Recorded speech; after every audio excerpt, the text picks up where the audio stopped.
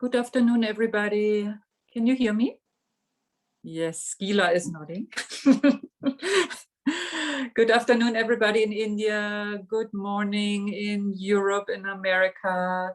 Welcome back to Yangten Rinpoche's teachings today. And we're so happy that we can welcome you again. Rinpoche will join us shortly, so we can wait together. Please be aware we put some resources in the resource folder. So Geshe-la very kindly gave us some notes she made, so we put it in the resource folder. It's very helpful. We hope you find, and we put the link shortly into the chat as soon as more people arrived. Otherwise, the new people will not see it. So not to annoy the ones who are here already. So then as soon as some more people arrived, then we put the links there so everybody is aware. Okay, thank you so much. And please remember for the question and answer session later on, just to raise your little yellow virtual hand. And if your internet connection is not good enough, then you can send the English question to me. Otherwise, we can do yes directly. So I'm just seeing if Rinpoche arrived. Not yet. Okay, so more people joining.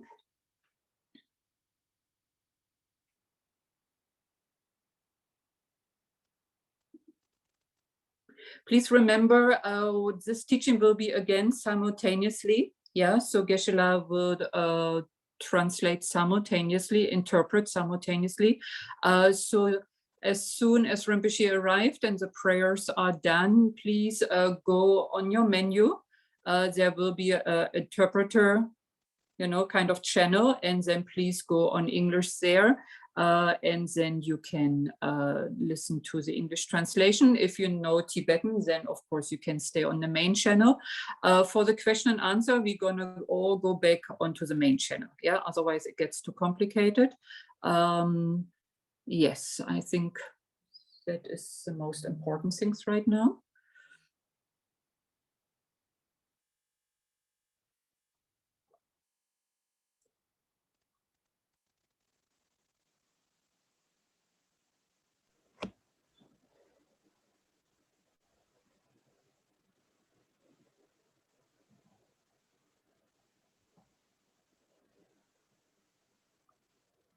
Please also remember, in case there is a big power cut in India, so that Rinpoche might disappear, please stay with us. Yeah, we hope that we are not all cutting together. We are all in different countries. The likelihood is very small, but if for some reason, then please stick around for at least 10 minutes, and then somebody will make announcements. So just in the worst case scenario, which we of course hope will not happen. So we are just waiting for Rinpoche.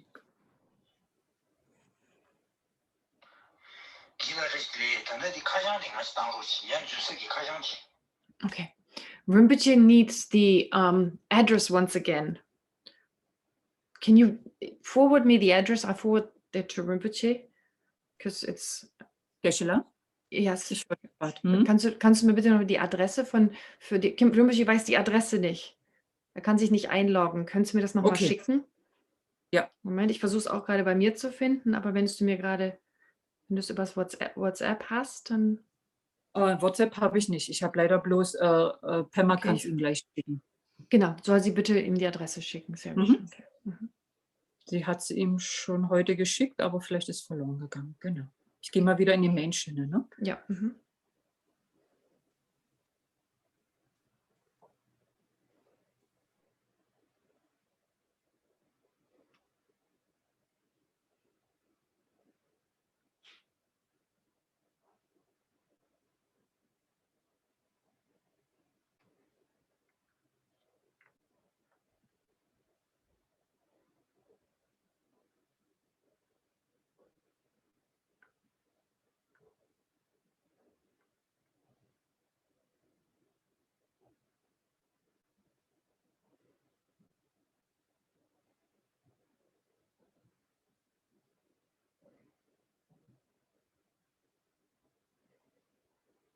So sorry for the little delay. Rinpoche will, yes, join us shortly.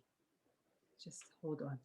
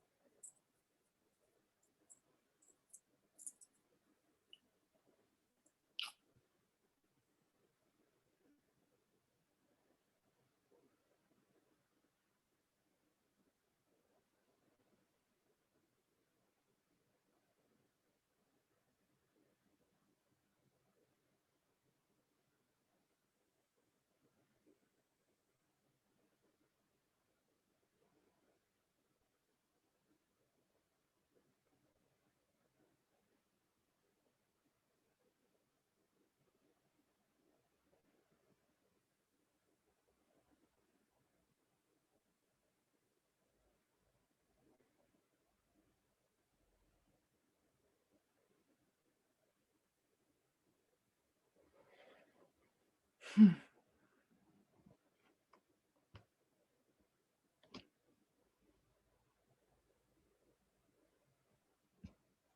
think Rinpoche can't log in.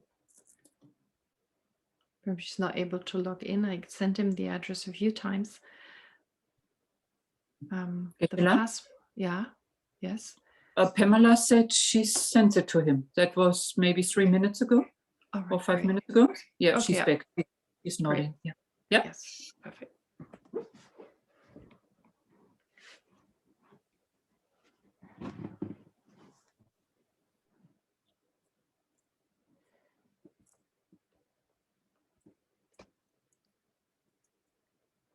Oh yeah, that's Rinpoche.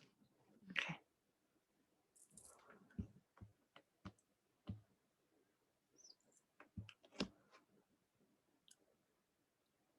We're all searching our screens. Yes. Oh, there's Rinpoche. Oh yes, Tashtele. Oh, Rinpoche, unmute. No sé.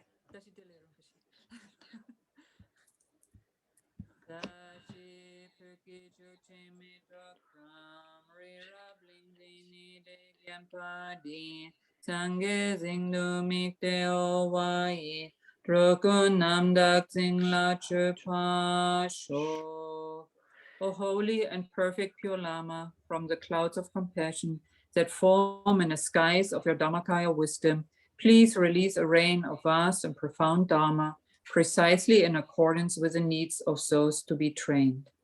Idam Guru Ratna Mandalakam Nyayatayami. Could Rinpoche lead us in the refuge prayer, please? Okay, thank you.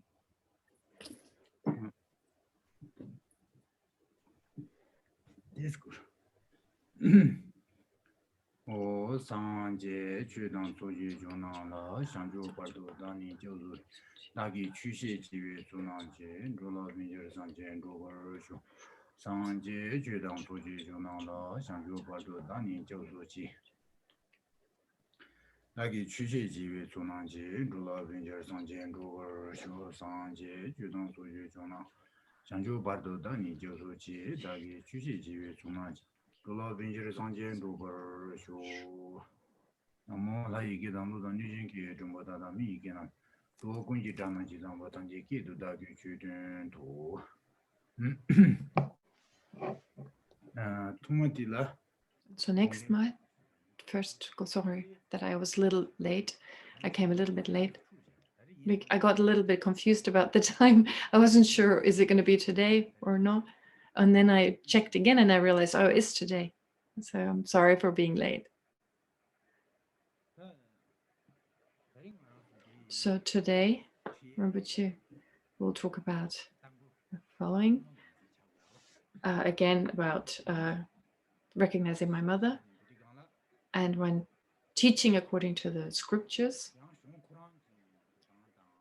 so there's like the order, the sequence of the text. So it's we need to do that, like follow the commentary. So when it comes to introducing the Dharma, what is the Dharma in general? So that's a little different. Just introducing the Dharma. If we follow a script, if we follow a text, we have to go strictly according to what the author has said. So there's a difference to just freely talk about what the Dharma is. So today what Rinpoche will do is he goes according to the text, and this will be, like I said, like he just mentioned, slightly different to just freely talking about what Buddhism is.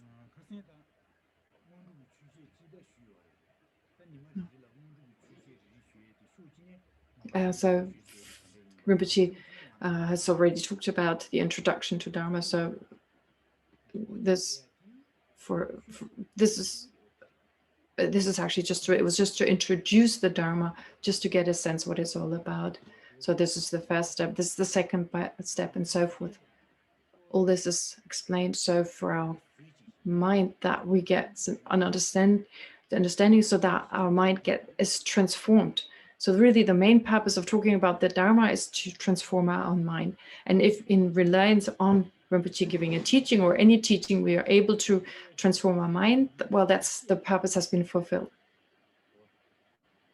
So therefore, the scriptures are so vast, and there's so many different phenomena in this world, so many different aspects. It's so extensive, everything's so extensive. And with regard to the person who teaches and the person who listens. So for those, if we don't want to change at all, if there's no wish to change, then there's no point in doing this. So when we listen to the Dharma, so it's important. So like a weapon, we should use like a weapon. So for instance, like a spear, we need to, when you use a spear, like when you go to a war. So what is the spear? What is the center really? What do you want to hit? Which goal do you want to hit, basically? So what is your aim? It's to hit our heart in that we're able to change our mind and in such a way that we benefit others. That's the real purpose of it. So this is appropriate. If we listen to the Dharma without changing, if we just remain the same, well, what's the point? So then listening to it or even teaching the Dharma, that there's no purpose for that. That's not the right kind of attitude. We should really wish to change. So this is important for both the person who teaches the Dharma and the person who listens. So very important. What is the Dharma teaching? What is the purpose of the Dharma teaching? To change one's own mind. So it's like it's kind of like it's like as if you go to war against your own mind, in the sense of just trying to change things, so trying to affect something.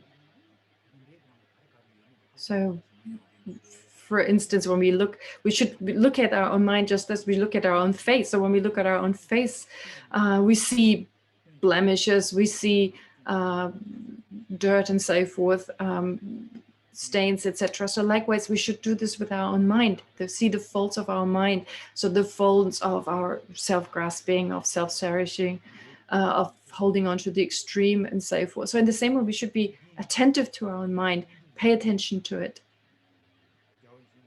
This is why His Holiness talks about, whenever he talks about the Dharma, whenever he teaches, he gives like an introduction to actually for that to take place, so for that change to take place. And that's important to keep this in mind. And so Rinpoche has already given an introduction. There's no need to do it again. But basically, there's so many different aspects of Buddhism. As I said before, there's the Dharma with regard to the person of smaller capacity, middle capacity, and greater capacity. So in a way, that's a way you can separate, you can divide the Dharma, and everything fits into those categories. Another way to look at the Dharma is to understand that really the essence of the Dharma is selflessness. That Buddhism really comes down to selflessness, that being the essence, being the main aspect of the Buddha Dharma.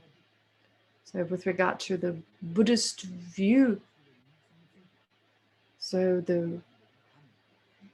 it's main view is really the view of selflessness. And why? Because Buddhism talks a lot about the afflictive emotions, and so therefore, what is the antidote to those? It is the understanding of selflessness. Therefore, self-grasping, when it arises in our continuum, what we need to understand: how does it arise? How does it apprehend its object? Understand what is to be eliminated. What do we need to eliminate? So, understanding selflessness. Therefore, this is the essence. Buddhism, and that will also be explained as part of this text. That's very important. So when we talk about the Dharma, what is most important? To change our mind, to transform our mind. So that which confuses our mind, that which disturbs our mind, are the afflictive emotions. And where does that come from? It comes from this self-grasping, from this mind, this misapprehension of reality, ignorance, or the view of the impermanent collection and so forth. So it's this kind of misapprehension that leads to all the other afflictive emotions, which is why in Buddhism, when we talk about the Dharma, when we express or when we introduce the Dharma, we need to talk about selflessness. That is the main one of the main concepts of the Dharma. This is something that needs to be explained. That is quite difficult to understand. Selflessness is really difficult to understand. It's not easily understood. It is so profound. So, but we shouldn't put it at the side and think, oh, it's too difficult, we can't deal with it. We shouldn't be doing it. It seems a natural response, but it's important to still keep it close.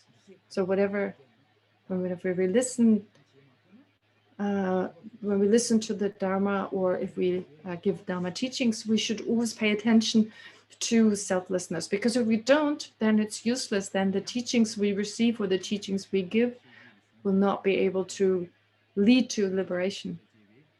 Therefore, this is also what will be explained in this text. Selflessness being so important, that's the only way, is selflessness. So to understand selflessness, this is the way to actually attain the goals that are prescribed in Buddhism. So the Buddhists of the three times have talked about selflessness, have talked about emptiness. There's no other way.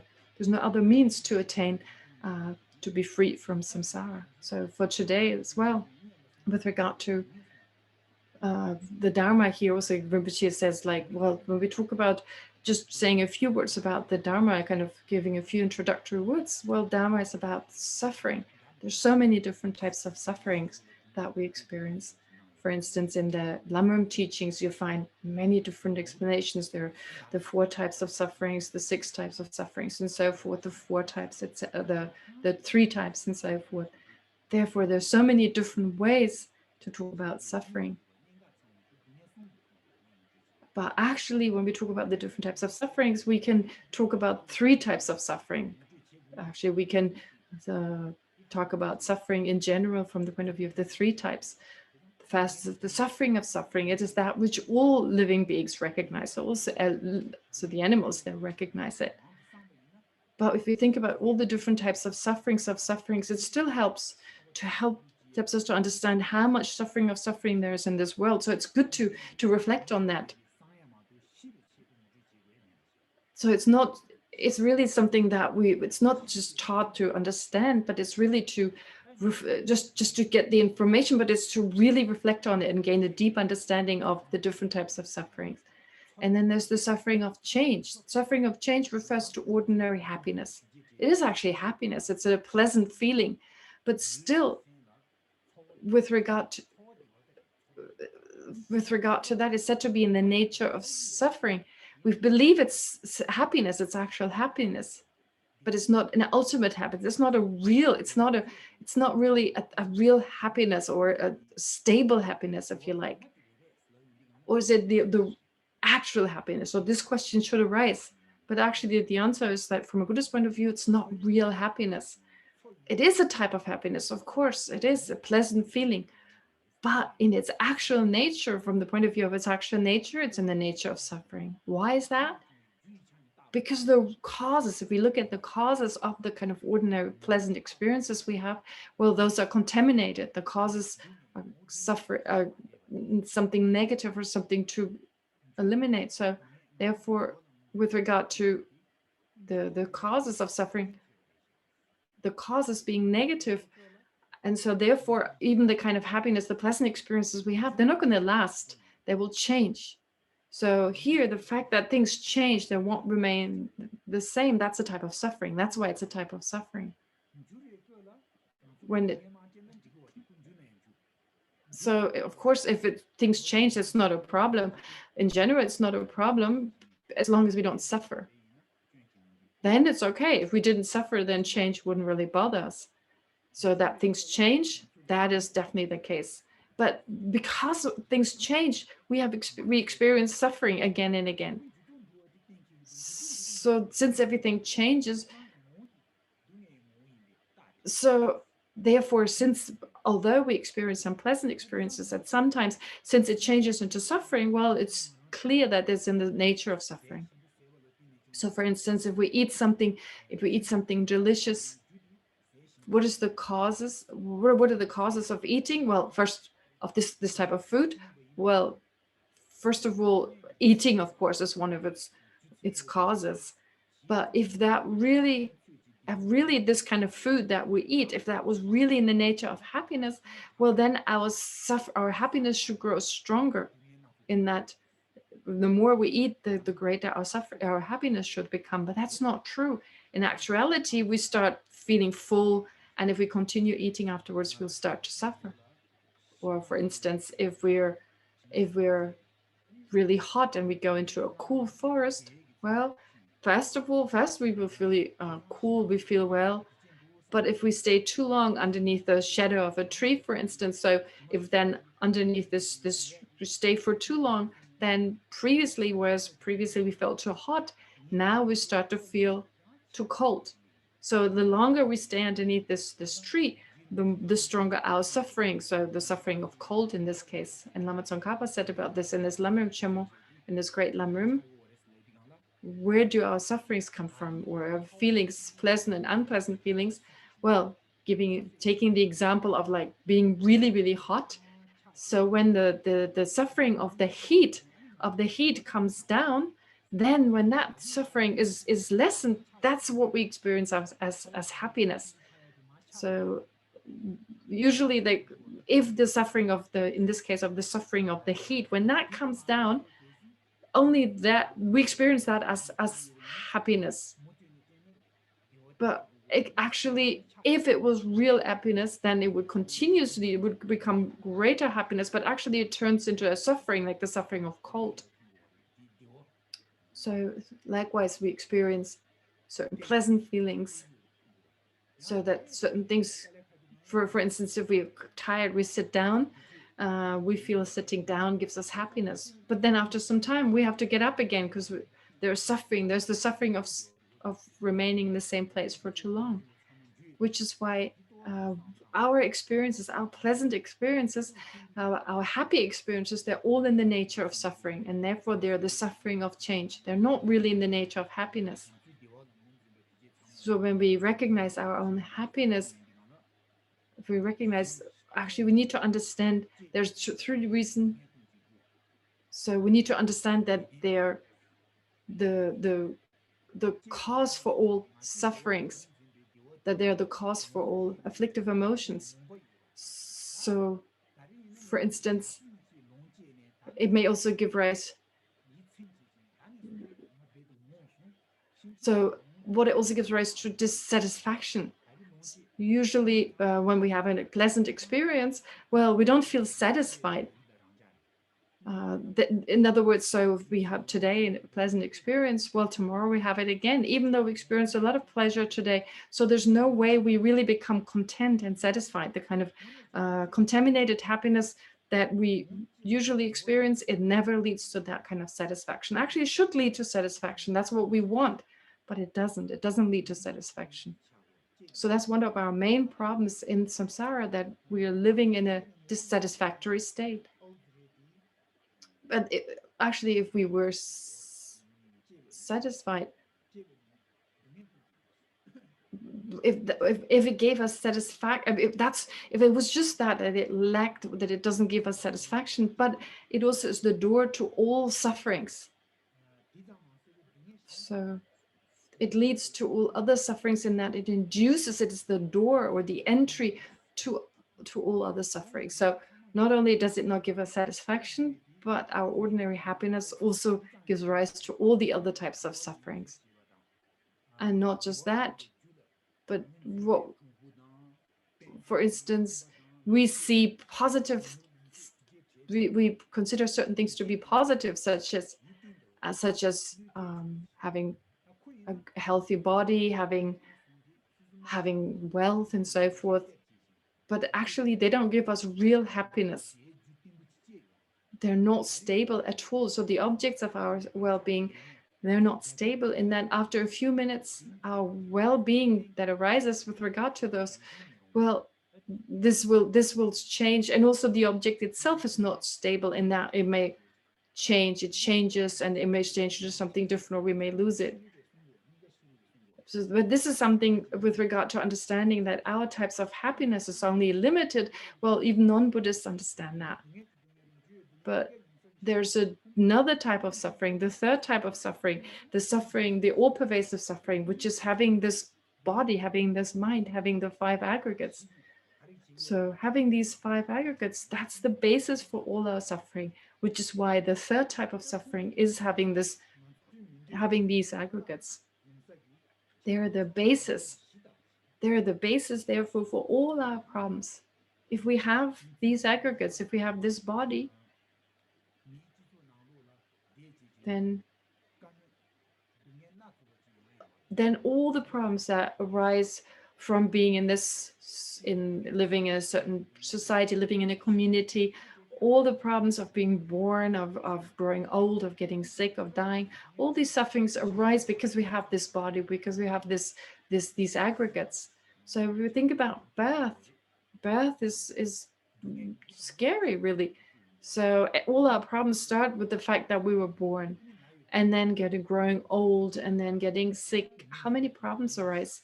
What is a sick person? So when we go and see a sick person, so when we go to a hospital to see someone who is sick, so there's so many different kind of diseases, kind of problems. So this is something we can see, the sufferings. We can actually observe the suffering someone experiences. So we can understand the suffering of birth, we can understand the suffering of sickness. And we all have to experience, well, the suffering of aging and so forth. So there's certain sufferings we all experience. So there are, of course, greater types, so many different types. So difficult to bear, and sufferings that lead to a lot of other problems. So with regard to this life, when we talk about this life, so our problems with regard to the body, and of course with regard to the mind. So there's so many different problems. They're different mental problems, but still they're there. They're,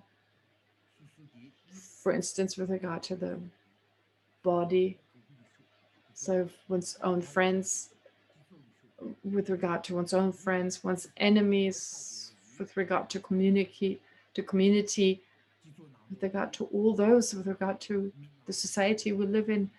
There are lots of, so all the problems that arise in relation to all these people, and in relation to the external objects and the communities, they all arise because we have this body. So we have to do different kinds of works, we have to go to school. It's just because we have this body, because we have this basis, this body. There's so many problems that arise. It's almost like, well, it's the basis for all these problems, because without this body we wouldn't have them, in relation to other people, in relation to the environment and so forth.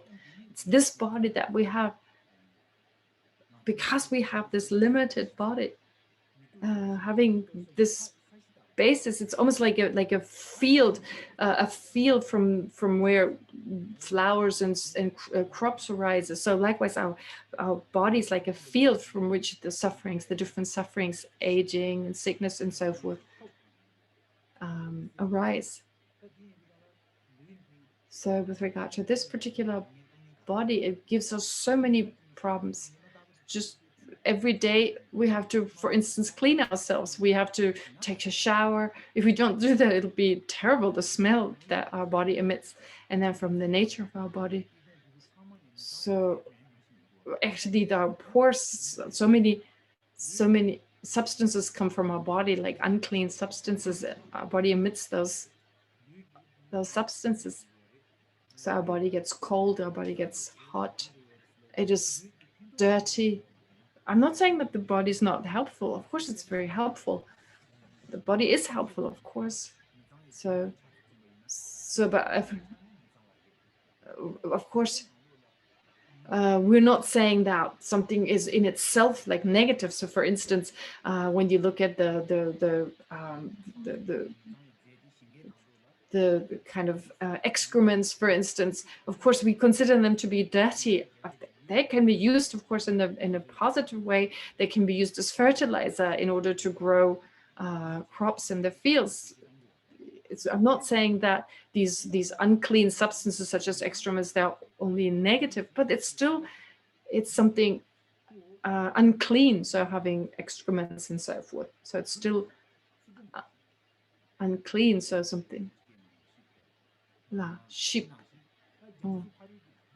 So of course, it's like a vessel. It's like a vessel that helps us to go to well, it's like a boat that takes us to another place. So likewise, this body we have is like a vessel. It's like a vessel that helps us to develop, of course, wisdom and so forth. So it is helpful.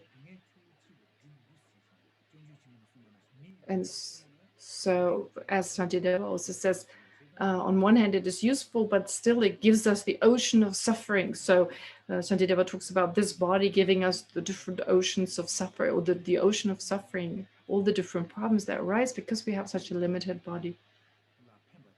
So also, although it helps us on one hand, of course, it helps us in the sense, if we use it in the right way, then of course we can attain liberation and so forth.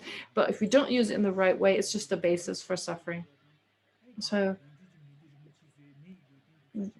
of course, this is not contradicting the fact that, of course, that the human body is something very precious. So we should understand this correctly here, that the body can be used helpful in a useful way if we use it in that way, if we make use of it.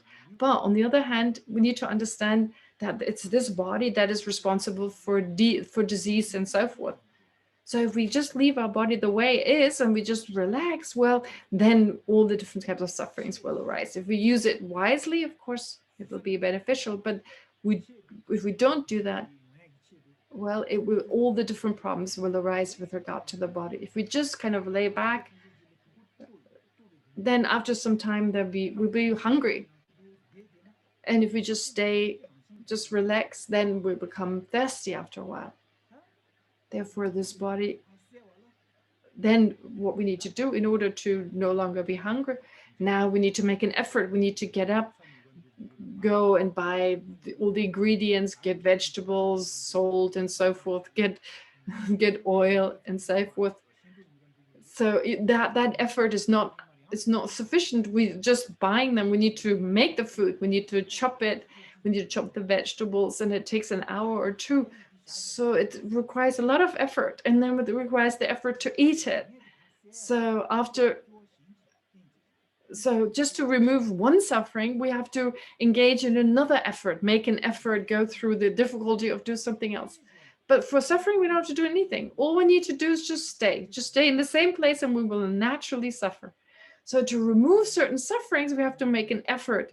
But if we just sit and don't do anything, what happens is we get thirsty, we get hungry, we start smelling.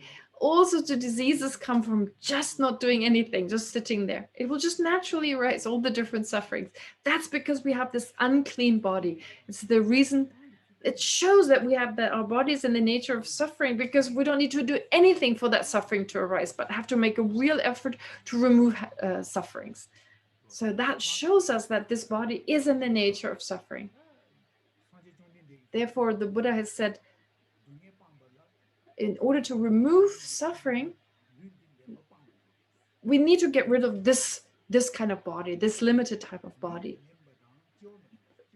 If we don't have this kind of body, we won't be reborn with such a limited body. So instead, we want to transform our mind into a pure mind, a very pure mind that gives rise to a very subtle body. So we can take on the subtle body. So for instance, the body of a Buddha, that is very subtle and it doesn't have that kind of suffering. So it's a body that is, so where mind and body are in one nature, in that it's a wisdom body. It's not just this ordinary coarse body. A Buddha doesn't have a coarse body with these bones and kind of unclean substances, but rather it's got a kind of mind. A Buddha has a kind of mind that's very pure, that arises from his pure mental consciousness, and he doesn't need to be reborn in cyclic existence. He doesn't have to die and so forth. None of those aspects, from the point of view of the actual body of a Buddha, they are in the nature of the mind. They're the mind of consciousness. So in being the nature of consciousness itself, it's very pure. The mind of the Buddha is pure, and so therefore the entity that rises from the Buddha's mind is very pure, and which means that all these problems that we have being in samsara, such as being born, dying, and so forth, none of those, getting sick, etc., the Buddha doesn't experience that with his body. So there's no, the body of a Buddha is not in the nature of suffering, which means that when we get rid of this type of body, we close the door to samsara. We get rid of this limited body. So it's like you open the door with this body, you open the door to suffering. That's the suffering door, as Rinpoche said, the door of suffering. So having this particular body. Therefore, we have to get rid of taking a body. We have to overcome this taking of a body. Now, so how is nirvana described? How is liberation described as not taking a body? So we talk about different taking on. So 3-4 types of taking on something. So taking on a body. Anyway, so Rinpoche says, doesn't matter what are these different ways of taking something on, but one way of taking on something is taking on a body. It's actually out of desire that we take on a body. So actually there's no I, of course. So it's there's no actual owner, and taking on this body that's been taken on, of course, everything that is taken on disappears at some point. So we cannot take on something. So if we just talk about an I, like a conventional I, taking on this body, so of course, whatever you take on, you have to let go at some point. You can't let go and hold on to it forever. So nirvana is this place, is this state where you only have this very subtle mind, so that whatever rises from this very subtle mind, once you become liberated, once you become a Buddha, then it's pure. And since the mind is always with us, you don't have to let go of whatever arises from that. Therefore, not taking on this type of body, well, then if you don't take on this kind of body, there's no death, there's no aging and so forth. So the problem is really having this body. But we don't have freedom. We don't have freedom that not to take on a body. We die without having control. We're born without having any control. We get old without having any control. No one asks us. Everyone wants to be young, but it's impossible. We will automatically become old. And that being so, having a body, what is it that's responsible for having this body? And so the Buddha said we have to analyze the cause. What is the cause for taking birth, for taking on this body? The mind from the previous life, it separates from the previous body, and then due to karma and so forth, it is reborn into a certain intermediate state. And then this karmic force, and in particular desire, that is responsible then for the karma to ripen and to be reborn in the next life, in, for instance, a mother's womb. Therefore, in short, this consciousness that, where does the consciousness, why does it get together with this present body? Well, it's because of craving. It is craving, it is desire that gives rise to it. So craving for pleasure, craving for existence, and so forth. And so the imprint that was left, karmic imprint that was left on our mind, that is ripened, that is actualized by this desire. Therefore, our mind is under the control of craving and desire. But where does this desire and craving, where does that come from that exists in our mind? That is from self-grasping or and then giving rise to self-cherishing. So self-cherishing, and that comes from self-grasping. First, self-centeredness, I want this, I don't want that, and so forth, this holding on to an I and grasping at a self, or attachment to the I. And that in turn, that was created from self-grasping. And that's an unrealistic apprehension of reality. Therefore, it's important to understand selflessness, to understand this unrealistic self that we grasp, well, doesn't exist in reality. And we need to do whatever we can to really understand what selflessness is. So once we understand selflessness directly, then we will be able to eliminate all afflictions, all afflictive emotions. And in that way, we overcome, we no longer be reborn in samsara, in the sense that we don't create the causes, we don't create throwing karma. So it says, once you realize the emptiness directly, there won't be any throwing karma, no projecting karma any longer to project it in samsara. So once we realize emptiness directly, so this wisdom that realizes emptiness directly, through that, we will be able to stop this chain, this chain of fast attachment that gives rise to throwing karma and so forth. We will cut this, so throwing karma is no longer accumulate at the time. That is because of wisdom. Previously, our mind was controlled by the misapprehension of reality. Now, wisdom takes over. This correct wisdom, this correct understanding of reality. What do I need to do? What do I need to refrain from, and so forth?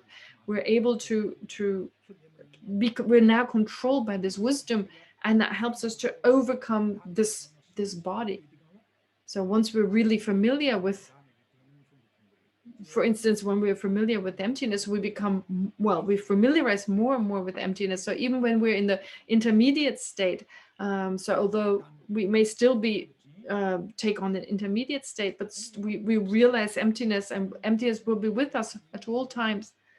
And that being the case, then we have the freedom, we have the ability to choose a life. So because of realizing emptiness directly, the stronger our realization of emptiness, the more control we have over, are we reborn, where are we reborn, and so forth. So first you realize emptiness directly, then in the intermediate state, and that all this leads to the result that you can stop this uncontrolled birth, and you may be able to just abide in this mental body, so that you're able to totally eliminate the seeds of the afflictive emotions by eliminating its root, the basic misapprehension of reality and its seeds. So when you eliminate those, then of course you have total control. You have total control over where you continue to exist. Why? Because you eliminated all the faults that lead to an uncontrolled rebirth. So you no longer take birth in this existence in an uncontrolled way, because you got rid of everything that gave rise to this kind of birth. Instead, you attain liberation, the liberated state, and have now the freedom whether you're reborn or not, in that you just remain, and you remain within this mental body, with this body that is in the nature of the mind. So it perceives emptiness directly. It remains in this state of being, of just realizing the ultimate nature of phenomena. But this state of liberation, that is not enough, because there's still sentient beings suffering. And it is through the miraculous power of the Buddhas that the rise, and it said that this will arouse these beings within this state of absorption to then continue with their work. So there's this explanation giving. Therefore, in the scriptures, it is said that having this body, we need to understand first that this is the nature of suffering, and we need to understand that this has arisen from attachment and desire, and that in turn comes from the misapprehension of the self. This we need to understand. This is important to really understand this process. If you understand this, then you will really generate great faith in the Dharma. You'll be able to generate strong conviction in the Dharma, really understanding this process of how you get from that misapprehension to suffering. I myself, Rinpoche says, I don't know, but I'm just giving you whatever, I'm just sharing with you my course understanding. I share that with you. So this should be enough for just a few introductory words. And then I will continue with teaching this text. Recognizing my mother. So the actual text, as in like wherever we got to. So here it's again, the name, Rinpoche said, you talked about this, it's like being a song of the view, identifying one's mother or recognizing one's mother. So it's a song in the sense Rinpoche spoke about it. It's like something spontaneous, like it's through and spontaneously being moved here. So here it's like a song, like the Tibetan word gur is like really a song. So here, a song in the sense of expressing one's own view. It's like a very spontaneous kind of expression of the view, of the actual view, without preparing much. So like usually we say a song is like something one sings. So here we say song in the sense similar in that it's kind of spontaneous, just as someone spontaneous starts to sing. So we say here, because of his understanding, because of the understanding of the author, it kind of spontaneously arises this explanation he gave. So it's not saying he's singing the whole song. I mean, don't misunderstand that Changkya Rölpai Dorjé is singing the song here, singing this whole text. That's not what happened. It was rather he kind of expressed what he had understood from his own experience, and in particular with regard to selflessness. So here the mother being emptiness. So also yesterday Rinpoche spoke already about the worship, or the verse of homage and the promise to compose the text. And the next verse, which is verse number 2. So as Rinpoche said before, Rinpoche says it again here. Now he's worshipped the Lama. He paid homage to the Lama and requested the Lama to sit in Changkya Rölpai Dorjé's heart. So what is this homage? It is before a treatise is being composed, like a Buddhist treatise. There usually should be 3 causes before you compose a treatise. So that's kind of like it's not really, it's prohibit that you compose a text, but they should be there. So one should be that. So one should have received instructions. One should have received instructions from one's Lama in an unbroken lineage that can be traced back to the Buddha. And one should have. One should also have the permission. One should have received permission through having have a vision of one's own personal deity, for instance, and received permission to give the teaching. And one should have the understanding to actually give a teaching. So actually, this is given in this case here. So definitely in Changkya Rölpai Dorjé, the first cause is given that he received instructions from his Lama, who can be traced back, or who goes back to the Buddha. And also with regard to his meditation of deity, he's received a special blessing, which is why we received definitely the permission to compose this text. And with regard to the right wisdom, has he got the right kind of wisdom has he realized, well, has he attained the wisdom that is necessary to compose this text? And yes, he did. And so if you read the text here, it says, this lunatic child who lost his mother long ago is about to realize by chance what he has not recognized. She has been with him all along. So what is it?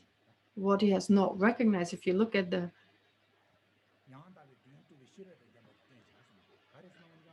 so this actually shows that he's now about to realize what is not recognized, that he has that wisdom that is needed to compose this text.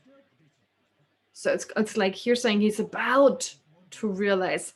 Actually, it says he is about to realize, but really what it means is that he has recognized, that Changkya Rölpai Dorjé has recognized his mother, which is emptiness. So some people say that when there's just a cultural thing that they understand a lot, they say, I understand a little. So actually they have great understanding, but they say understand a little. Or if someone asks, have you understood? They say, oh, I'm about to understand. So they don't say, honestly, I've really understood, but they say, oh, I'm about to understand. So here, likewise, it shows that actually the third requirement, so to compose a text, the first requirement is to have received teachings that can be traced back to the Buddha. The second is to receive the blessing or the permission from one's personal meditation of deity. And the third requirement is to have the right kind of wisdom. So that is given here with the second verse, where it says that this old mother, here old mother refers to emptiness. So we say emptiness, we call the mother emptiness, or we say to emptiness, we call this mother. So sometimes with regard to wisdom, oftentimes the wisdom, we say wisdom is the mother and bodhicitta is the father. So there's from the point of view from examples, there's an example. So for instance, whether it's Westerners or Tibetans, well, when two people get married, then the name of the father is passed on to the children. The name of the father or the name of the class is basically passed on. So if the father, for instance, is Tibetan, and if the mother is a Westerner, so if a Westerner and a Tibetan married, if they have a child, the father being Tibetan, then the child is considered to be a Tibetan because the father is also Tibetan. So that's a Tibetan tradition. So whether the children are Tibetan or Western is dependent on their father. Or if the father were a Westerner and the child and the mother is Tibetan, then the child of those two people will be a Westerner. So it's again dependent on the father. This is that's a culture, that's a custom in Tibet. So similar here with regard to wisdom. Wisdom is considered to be the woman. Bodhicitta is considered to be the man. And so again, whether a person has realized emptiness or not, that does not determine whether this person is a bodhisattva or not. Because if you've realized emptiness, so if you have the wisdom that's called the mother, if you've attained that, you may enter the arhat path, you may enter the path of a solitary realizer or a hero. But it's determined by the father, which is bodhicitta, whether this person is a bodhisattva. So the wisdom is the same for any practitioner, but having the father of bodhicitta, that determines whether this person is now following the Maya path or not. So if you have the wish to become liberated, just to become liberated on your own, like yourself, if you have that kind of renunciation, if just that is your aspiration, to just become liberated, if you have that kind of renunciation, then you're a person who only aims for self-liberation, and that is determined by your aspiration, which is like the father. Therefore, wisdom is like the mother. It does not determine which vehicle you're going to follow, but rather It is bodhicitta or renunciation. That is considered to be the father, because the aspiration with regard to your goal, that determines what kind of practice you follow. Therefore, we talk about, that's one reason why it's in terms of the different customs, as an example, taken as an example, that we say wisdom is female, and bodhicitta, for instance, or the aspiration to become enlightened, that is male. Wisdom is female. But another reason is also that all bodhisattvas, all realized beings, they arise from wisdom. So we say that wisdom is like the mother. The wisdom understanding reality is like a mother, because every great being has arisen, like has been born from the mother of wisdom. So here it says, here this old mother, it's like one's old mother. Here it refers to emptiness. So in order, what we need to become enlightened, we need our mother. Therefore, when we cannot get rid of Amma. If we lost our mother, for instance, that's really difficult. So a child without a mother, that's really problematic. And we're like that. We've lost our mother. We've lost our mother for a long time, not just for an hour or two. But for instance, if you imagine you go into a crowd of people as a little child, you may lose your mother for a short time. Not like that. You've lost it for a long time. Since the beginning this time. So from the beginning, well, there's no beginning to samsara, but all this time we have lost our mother, which is a really long time. So we were separated from our mother in the sense. So it's almost like we've left the mother. We've moved away from emptiness in that way. So we've purposely left our mother aside. So it's almost like we were responsible for losing our mother. So we've not been able to be together with our mother, with emptiness. Therefore, since beginning this time, we were like a child has neglected one's own mother. And so we're crazy, we're lunatic, crazy, Rinpoche says. We're like a lunatic child to have neglected our mother, of having just let gone of our mother. So not just for an hour or two, but since beginning this time, we've totally neglected our mother, emptiness. So being lunatic, being crazy in that sense, being this lunatic child. So Changkya Rölpai Dorjé says, I'm this crazy child, this lunatic child.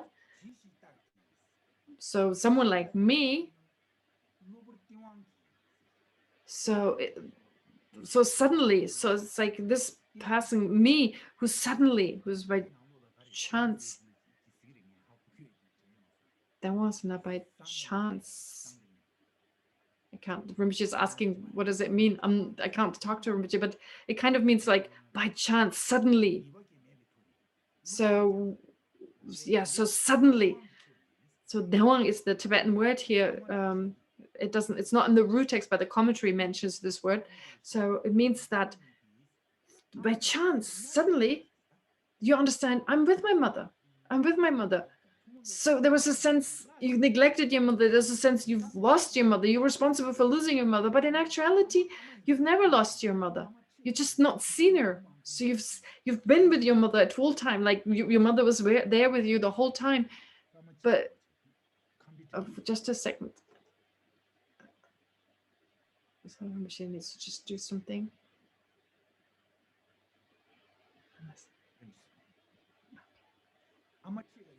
So if that's like, it's really like we haven't really lost haven't lost our mother, because the mother has been with us this whole time. This kind mother, this helpful mother has been with us without being separated from her, but we just didn't know. We didn't know.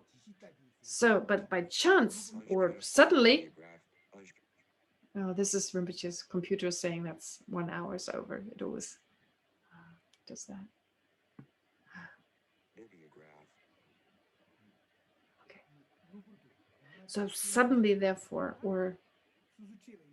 so by chance, we understand, we recognize, oh, my mother is really close to me. So what does it show us? That since beginningless time, we've not understood selflessness.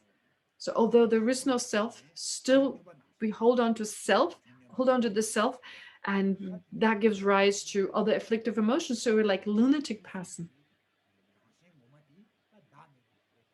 Therefore, our actual nature is selflessness. So selflessness is like the mother.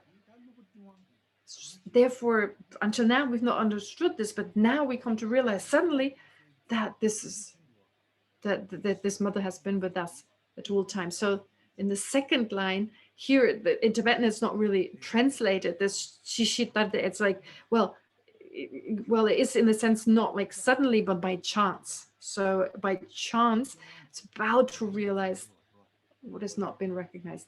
So Rinpoche is saying as the Tibetan word is dawang, but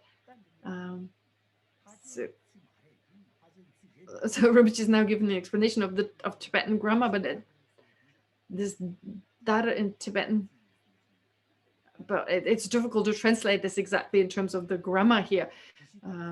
So this is more for someone who knows Tibetan and knows Tibetan grammar. So the Rinpoche is really just saying it can be misunderstood that one of those letters here in the Tibetan refers to a certain preposition, but that's not the case. So it can be misunderstood.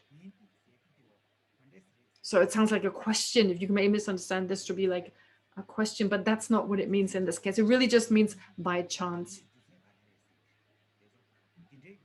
Anyways, so this is just in terms of the grammar. So when we hear these words, usually it sounds like a certain expression that is usually used. But for instance, in the Kangyo, in the translated words, so there are different ways of this particular expression here. It can be spelled in different ways here. So both ways are okay. I mean, this is again just from the Tibetan, but both kinds of spellings are all right. Rinpoche has checked the translated words of the Buddha.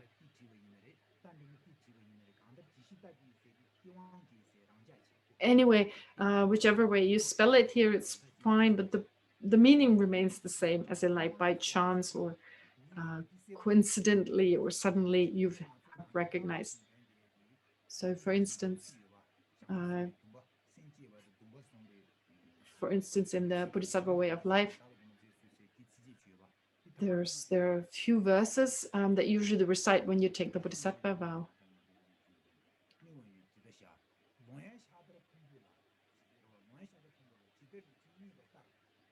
So having this body, having reached this body, having received this blind, having this blind body, and having this body which is like dirt, and being blind. So we are like blind, living in the garbage, basically. In this, we found this precious jewel. So this is definitely something by chance. This is something by chance. So this is really similar to that here. Like suddenly we although we are like immersed in this dirt of cyclic existence, and suddenly we found like a jewel, or here by chance we've recognized my own mother. So Rinpoche is just saying these words in Tibetan, at least this shishitade in Tibetan, so that really expresses that, this kind of suddenly by chance. For instance, if we generate bodhicitta now, we would be like a blind person who lives in the garbage of samsara, who has now attained this precious jewel,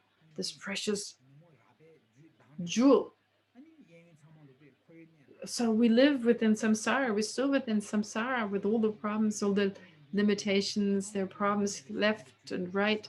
So we're totally immersed in suffering, and still, if we generate bodhicitta in that environment, that would be really like a blind person finding this precious object. Therefore, this can be used as an example here.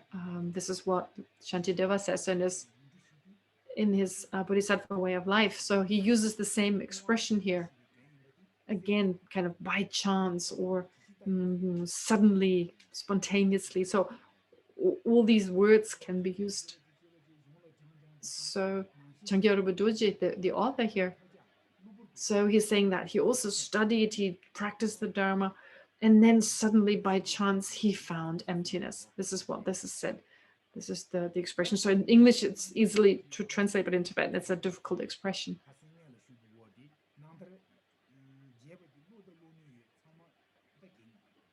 Oh, so actually she said that actually we should go through the biography of Changkya Rölpai Dorjé. And so it's a very beautiful story of how he traveled from Tibet. So he had studied the whole Gangyur, the whole translated work of the Buddha, and it's explained like you have these beautiful biographies of Changkya Rölpai Dorjé, very inspiring. So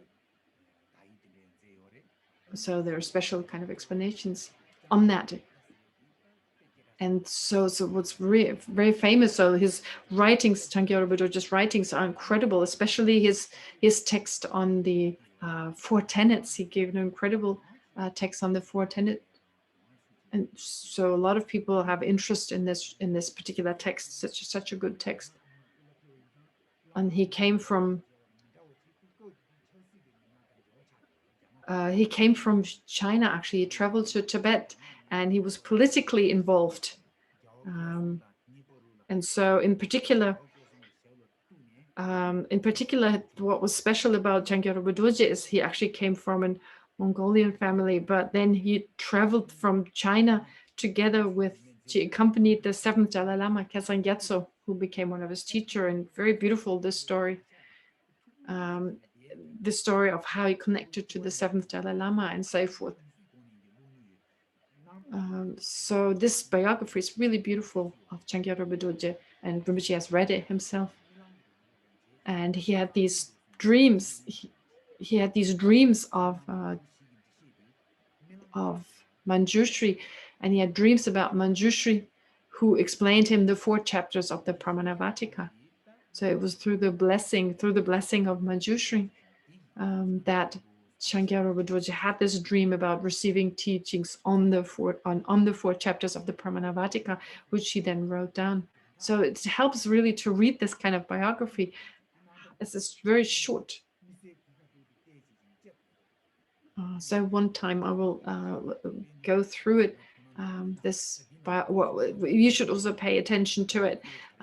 If you can read this, it's not very long, but it's really helpful and it's beautifully expressed.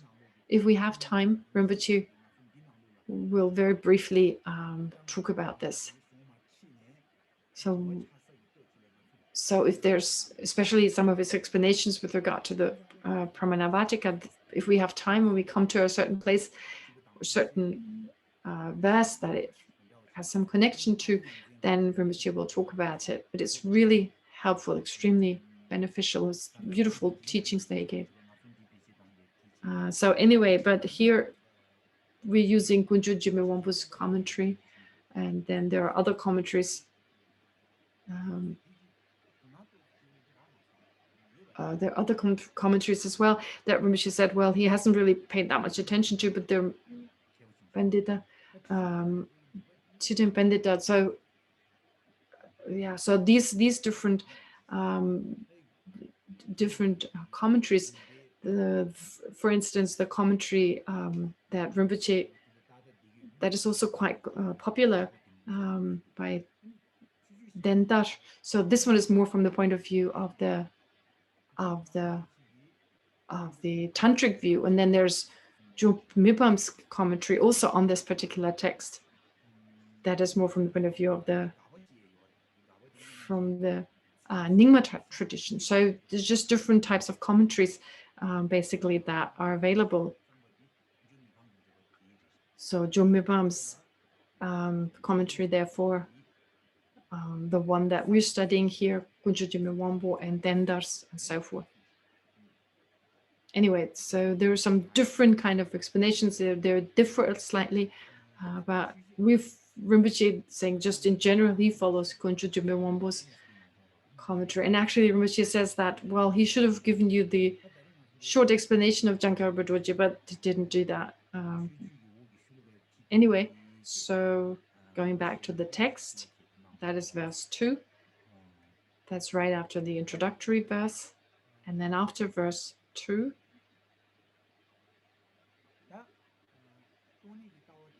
so having talked about emptiness, therefore it's to generate an understanding of emptiness. That's the purpose of this. So to understand emptiness, how can we understand emptiness? So this will be explained with verse 3. Therefore, how do you realize emptiness? What you need to do? What were the reasoning by means of which you realized emptiness? So it says here, she's perhaps that is and is not quietly spoken by my brother, dependent arising. So how did you understand emptiness? So how did you look for emptiness? So the nature or the actual entity of emptiness. So we need to analyze.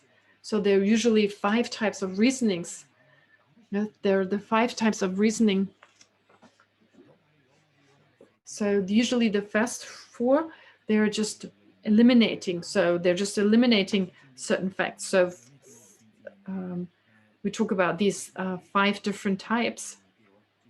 The 5 different types are the one that eliminates or that refutes inherent being truly one, being truly different, or the diamond splitter reasoning, or the reasoning that refutes that the exalt exists inherently at the time of its cause and is non-existent inherently at the time of its cause, and so forth.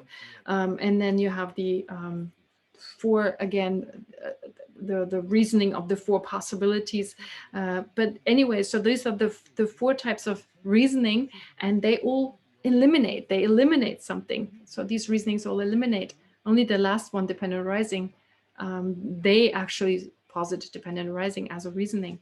Therefore, phenomena are not to be found with regard to phenomena not being found. So in the first, with regard to the first 4 reasonings, nothing is to be found.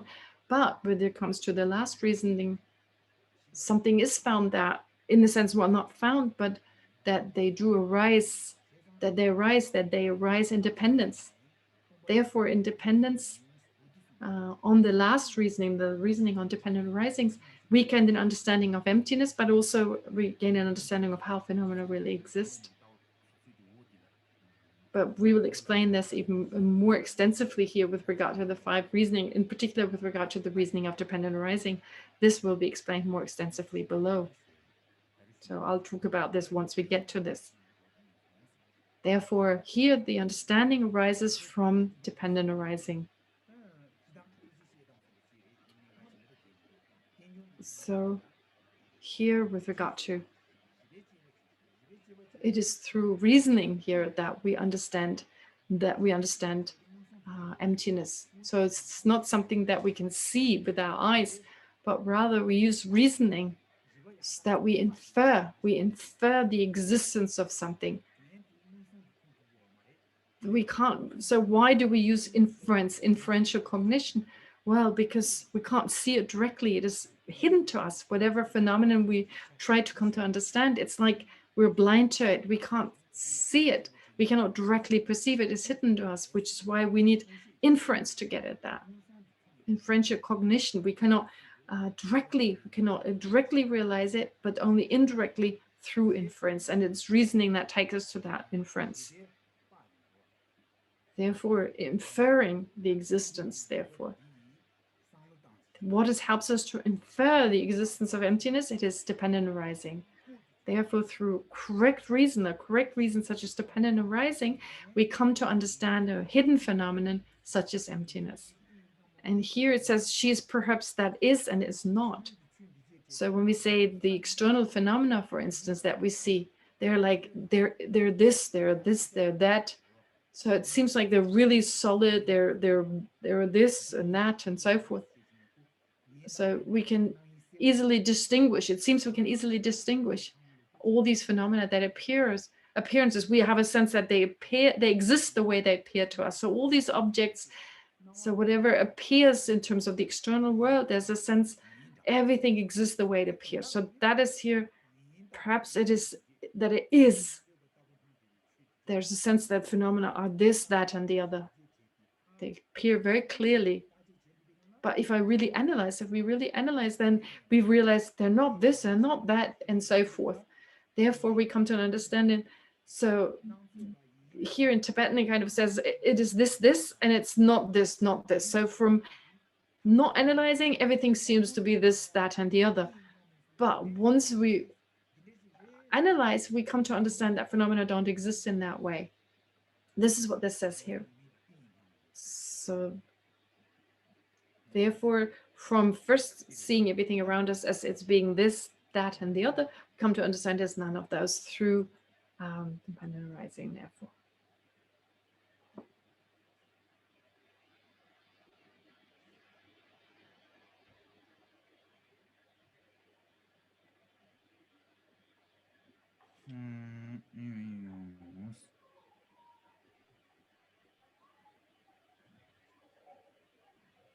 I'm just looking through the commentary.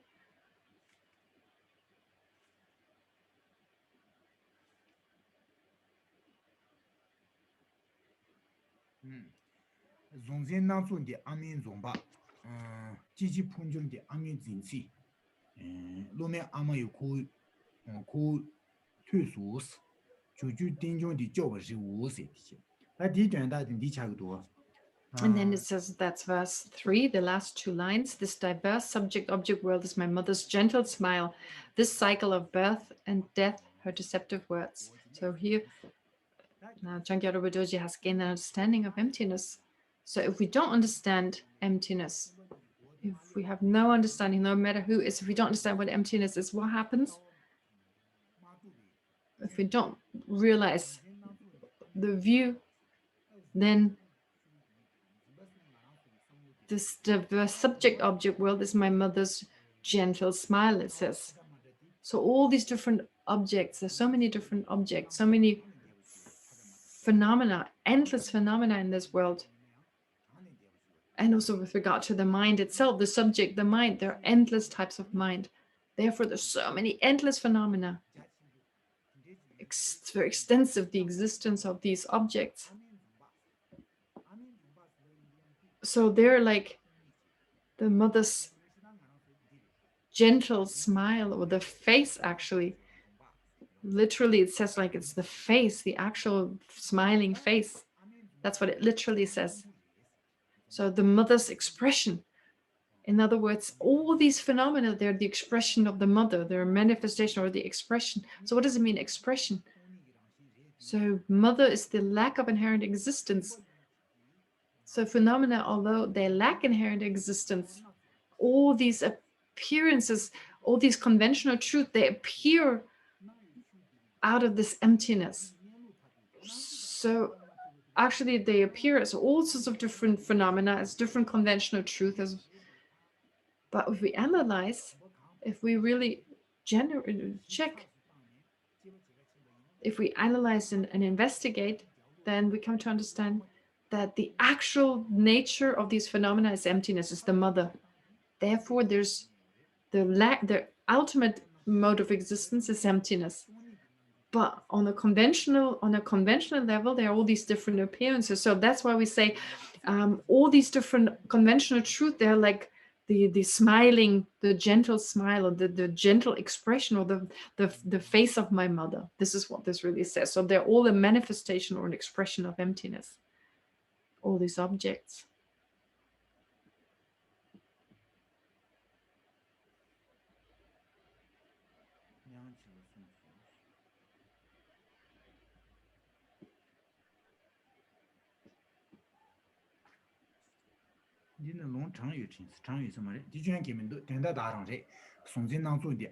So anyway, Rinpoche says that, yes, so we can say that this diverse subject-object is my mother's gentle smile or my mother's gentle face, and then the cycle of birth and death, her deceptive words.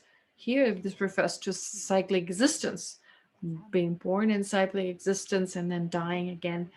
This endless kind of cycling within cyclic existence. It rises from not understanding emptiness. Once we understand emptiness, then we achieve liberation. If we don't understand emptiness, we remain in samsara. What is this through which? It is through the deceptive words. Actually, my mother, the mother is emptiness, refers to emptiness, but it's through not seeing the mother, not understanding emptiness, or not understanding selflessness, or realizing that which is selfless to be selfless. Once we don't do this, if we're not able to do this, we're deceived. Therefore, in the same way here, not being able to realize the mother's nature, not really understanding the mother, because of that misapprehension or not understanding that, we remain in samsara. Therefore, it's almost like we're deceived by the mother, in the sense that we don't realize the actual nature of our mother. So this is how it's expressed here, but this is not literally saying she deceives us, but rather it's saying we are deceived because we don't understand it.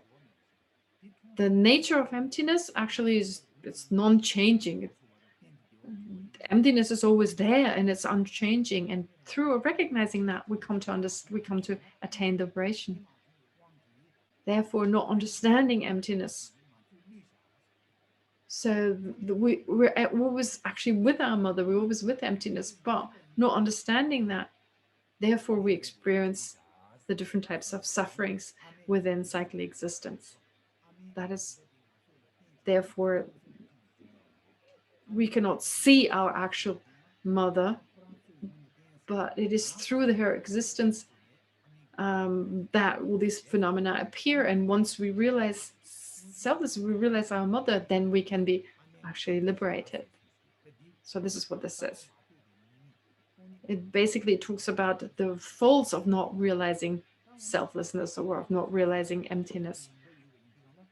So what are the drawbacks of not realizing emptiness? So what can we do to overcome? Well, we can, and this is explained in verse 4. It says, "My undeceiving mother, you've betrayed me while I hope to be saved by my brother dependent arising." So therefore, it is through dependent arising. If we think of dependent arising, then we can overcome this problem. We can come to understand that, well, understanding that things arise not independently, but in dependence on other phenomena. Therefore, phenomena, they are dependent and they have arisen. So they have arisen, they're dependent, that is, they're connected to other phenomena, and that they're dependent on them. They have to rely on other phenomena in order to arise. So are we saying phenomena don't arise? No, phenomena do arise, but they arise in dependence on other phenomena. So in dependence on causes, on conditions, or based on just merely appearing to the mind, and so forth. So in that way, if we think about dependent arising, we reflect upon that, then we are able to overcome this power of being trapped in samsara, this strength of our misapprehension that can be eliminated, that can be overcome. Therefore, through realizing, understanding dependent arising, we can come to understand selflessness, we can understand emptiness, and based on that, we are able to overcome all the faults that are associated with samsara.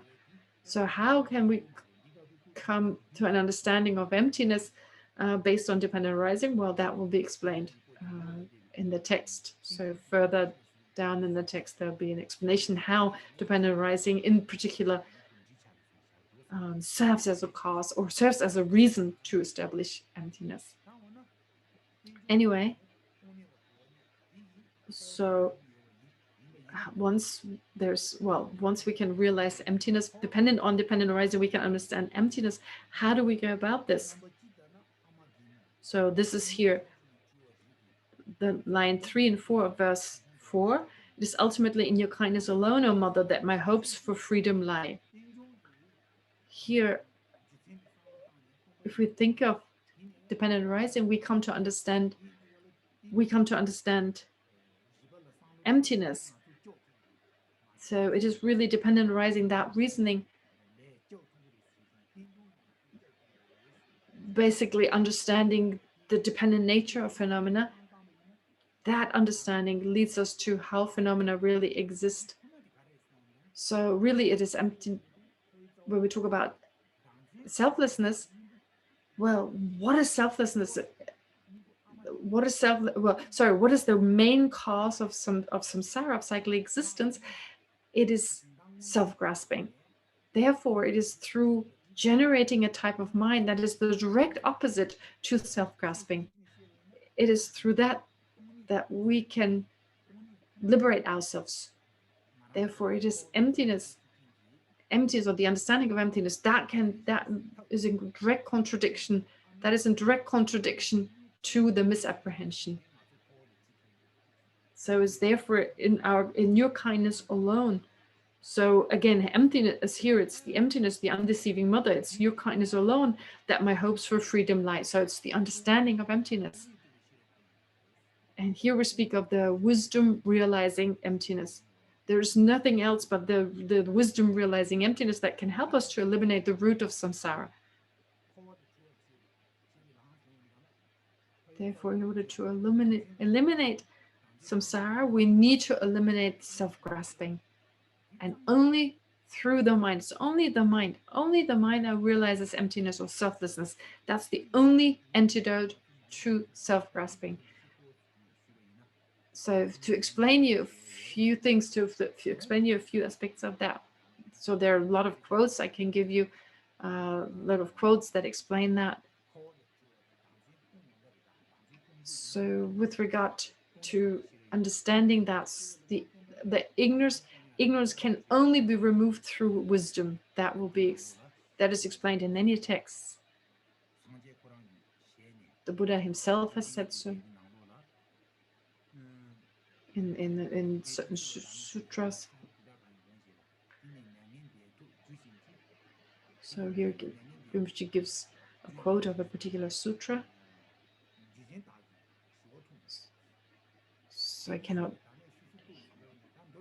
translate it so quickly, but Rinpoche says in short, so the mind that realizes the wisdom, that realizes selflessness, that will help us to overcome samsara. Will be that which leads us to liberation. There's no other cause. There's no other mind that works in that same way as the mind that realizes selflessness. So any mind, any method other than the mind realizing selflessness, no, there is no mind. I mean, no, any other method will not be as effective. So in other words, it's really just understanding selflessness that will help us to attain liberation.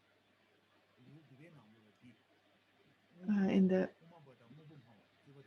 9th chapter also of Chantideva's Bodhisattva's way of life. So you have the different philosophical schools. So in there, especially with the Vaibhashika and the Sautantrika debating with the Prasangika. So some say that, some would say that through realizing the 16 aspects, so the Vaibhashika and the Sautantrika, they say that realizing the 16 aspects of the Four Noble Truths, that in itself will be enough to eliminate the root of samsara.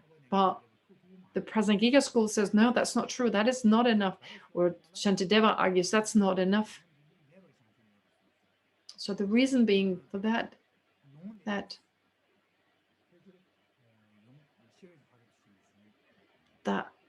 it's not enough to just realize the 16 aspects of the Four Noble Truths, because you need the wisdom realizing emptiness, that is the subtle selflessness. Without that, you cannot attain any goal, like any goal that is the goal of liberation or the goal of of enlightenment. None of these goals can be achieved if you have not generated the mind that realizes selflessness or emptiness. And so Rinpoche says that in this sutra, there's 8,000 verses. This is the 18,000 verses, the Perfectional Wisdom Sutra of 18,000 verses. Oh no, sorry, of 8,000 verses, which is part of the extensive, middling, and the brief Perfectional Wisdom Sutra. So here it says again in this sutra, whether it's a person of smaller capacity or middling capacity or greater capacity, it doesn't matter which person there is. We are in samsara because of ignorance. It's due to ignorance that we cycle in cyclic existence. And so we're within samsara, we're trapped in samsara, and being trapped in samsara. And in order to eliminate that, what do we need to do? It says here, it is through the understanding, it is through the wisdom, it is through the perfection of wisdom, the understanding of reality. So therefore it says, being trapped in this ignorance, what is the main cause? What is the main cause that cannot be missing? That is the perfection of wisdom. That's the only way we can overcome this main cause, or the root cause of our existence. This is what it says in this particular sutra. So even the Buddha has talked about it. Therefore, all phenomena that appear to us, so like we said before, it's like they're our face, they're the gentle smile of our mother. So they arise from within emptiness. Because they lack inherent existence, they can exist, in other words. So they're manifestations or expressions of our mother, in that they're the gentle smile of our mother. This is also what it says in this sutra. It says again, all phenomena are just expressions of emptiness. All phenomena right from the beginning, lack inherent existence. So they've never not existed, never not lacked inherent existence. And once we understand that, if we understand the lack of inherent existence, that's what, once we understand that, then we understand that the conventional phenomena appear from within emptiness. We come to understand that they are just a manifestation of emptiness, and that they lack inherent existence and never exist. Therefore, all conventional truth, that's what it means to be a conventional truth. So to be appearing from within emptiness. And there are many other quotes that are given, like Arjuna, for instance, spoke about this. So without realizing emptiness, there's no way, there's no liberation. There's no liberation possible at all. And similarly, there are many other quotes. So we need the meaning, of course. So we don't just need the quote. So why can we not achieve liberation unless we realize selflessness or emptiness? This we need to understand. So I'll talk more about this. There's more extensive explanation that follows. So for instance, the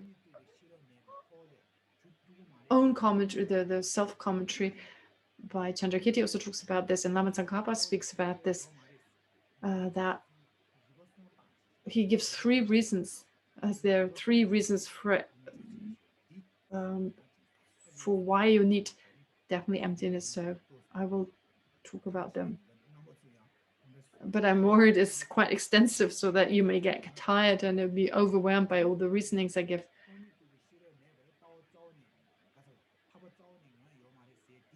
So with regard, it's very clearly said in the scriptures, of course, that we need emptiness. So it says in the sutras, the Perfection of Wisdom Sutra and so forth. So there are many quotes.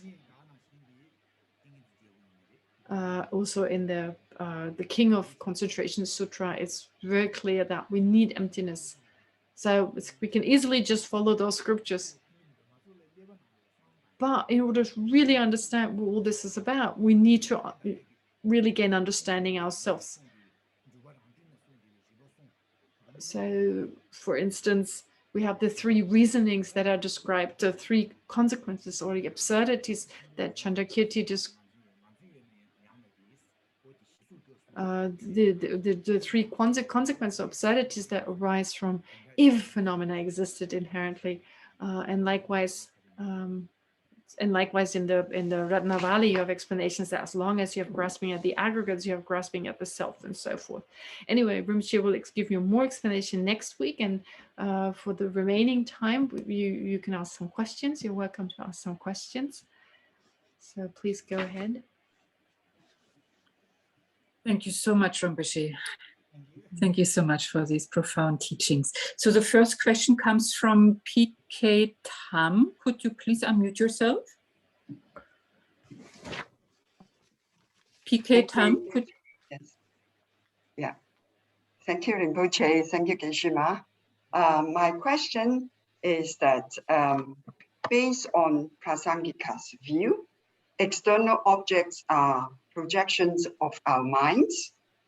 So is it logical to say that external objects appear in accordance to one's state of mind?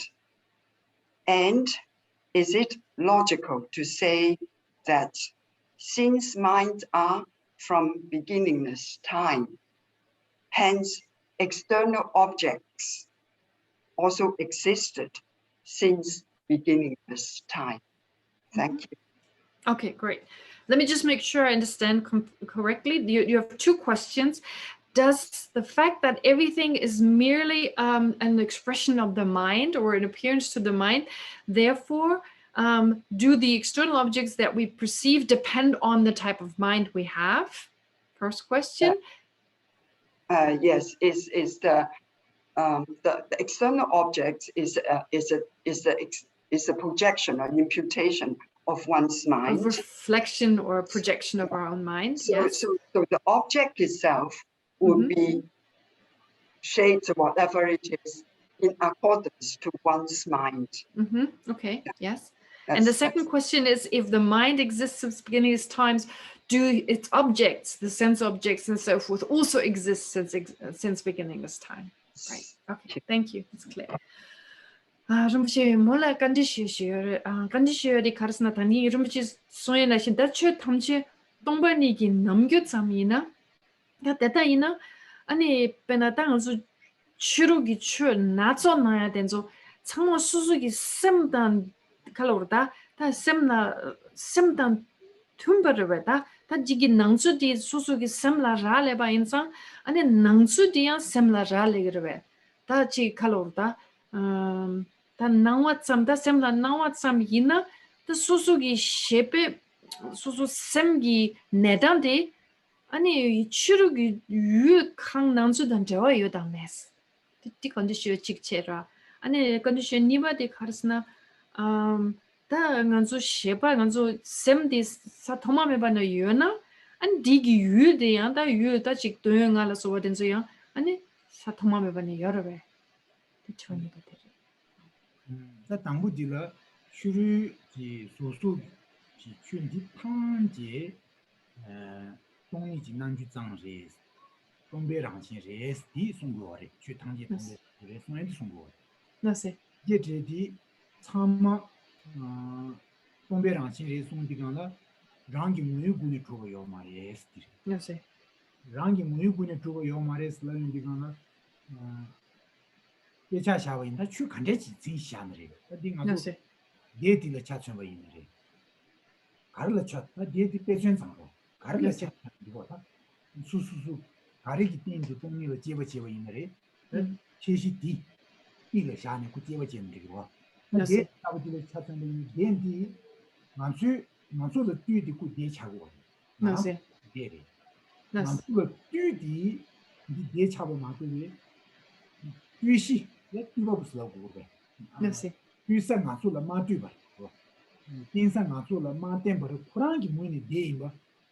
조요 말이스. 네. 쿠란기 무이니 술 대차여바 이나 데 수킨디 메베 거든야 데디 요구기 요바다 마세 데디 자원 마수 공라 데 쿠란 요구기 요바다 쿠란기 미니 데 투요 이나 쿠란 데 이미디 쿠란기 컨트롤지 고로 쿠란기 당지지 고로 쿠란기 타타모 쿠란기 미니 투타지 제 투디강라 마주 주도 개요 말에 마주가 왕세지 메버지 쿠란기 미니 쿠란 데 임버 차바로 데디 밀레 데 임버 나신 바주당 신신 참만의 데 인고 요바 아장장 이장의 마세베 쿠란기 미니 투 데 임버 투요바 이나 인 단단히 데 세드로 간제지라 세시 간제지 상소나 세 간제지라 내송나 데스리스 때는 아주 슈 주당 뭐 요바지 Merci. 슈니 요바지 Merci. 슈시가 요바지 슈시가 디낭로라 아니 인주자 요바지 Merci. 요바지 인주시가 요바지 Merci. 가주지걸 데레스그리 가주지걸 데 마레스그리 Merci. 쿠란기 무이네 데 인다 미기 사상디 쿠란기 무이네 센투 요바이네 쿠란기 무이네 세시지 부레스 Merci. 이거 말이 Yes. Yes. Now, with regard to your first question, Rinpoche says, well, first of all external, all internal phenomena, well, they're mere expressions of emptiness. Why? Because they lack inherent, they lack existence from their own side. So this is true for all phenomena. But then with regard to your questions, are they just projections of the mind? Well, the answer is, well, yes, in the sense that take any example. Rinpoche gave the example of the book. He raised this book that he's holding. He said, well, take this book here. Actually, this is only a book independent on our own mind. So it is dependent on the mind that we describe this object as a book. Independent of the mind, it wouldn't be a book. If it wasn't for a mind, you wouldn't have this book. You wouldn't have a book. So if it were to exist not as a projection of the mind, if it weren't to exist in that way, if it existed from its own side, well, then it shouldn't just appear as a book to us as humans who are determined that it is a book, but it should also appear to other animals. It should be a book for animals, cows, and so forth. It should be a book for anyone who perceives it as a book, because it itself from its own side is a book already, and it doesn't depend on the mind to be so, if hypothetically it wasn't a projection of the mind. And then, well, how can you determine, Rinpoche says, that it is a book, like having 100 pages? What does it need to be a book? Does it have to be 100 pages or 2 pages or just a half page? How much print does it need? So if it existed from its own side, that had to be determined. What does it need to be a book? Which is why Rinpoche says, well, this is not given. The phenomenon doesn't exist from its own side, so independently of the mind, because that would mean it be determined what makes it a book or not. But that is just not the case. That is e-book, i-book, e-book is book re that is shoes ke maro. No see. Book de lega chido. Shuri to slow yachiro. No see. Who yang shu yin go ba dan shulo le yogu ni wa kimi do. Yue gang. No see. E-book download je de ku yue sun ge chido. No see. 그래서 이 인디가다 간전 잡고 제주 가주 상바 있는 디레스게 디 말했어요. 다양 집어라. 이 강의 유배 주무 차상 가서 주무 마스다. 이게 참아 집어 친구들이 집어이나. 집어라 이 차상 디간 집어이나. 집어 친구였나. 나도디 당고 아무 문제기 자와던 집어 차상 디간을 배 숑도 가버리. Yes. 양 디산디 용구도 가래 가서 컴퓨터의 주위에 춘중디 빈 드라프인 이날에 디 마행기 되는 춘중디네 요바 루키 춘중디네지. Yes. Like a cart. 카트라고 되는 Cart. 춘중. 디나가 간주 딘주 차상디나야 주기도. Yes. 디지 디나가 간주 딘주 요르다 이 요르다 유디도 요래. Yes. 디주 데레스라고 데 마레스라고. 데스나 컨텐츠 오지를 샤부사리. Yes. Yes. So therefore, with regard to a book, if it existed on its own, you couldn't determine what a book actually is. It'd be really, I mean, since it is very difficult to determine what a book actually is, it would be difficult to say it exists on its own. So take, for instance, an ebook. Is that a book or not? So it works like a book. I mean, it performs the functions of a book, but it's got like pages, if you like, so you can use it in that way. So therefore, what are the characteristics of such an inherent such an inherent book, if it really existed? Or if you just were to take the title of this book and you were to write it on the wall, like the title of the book Rinpoche just raised, and again, is that a book or not? Or if you take a pen drive, or like a small card where you can put the entire 300 volumes of the translated works of the Buddha, so the Kangyur, as well as the translated works of the Indian masters that have been translated to Tibetan. So that's 300 volumes. You can actually fit them into a small pen drive or into a small card.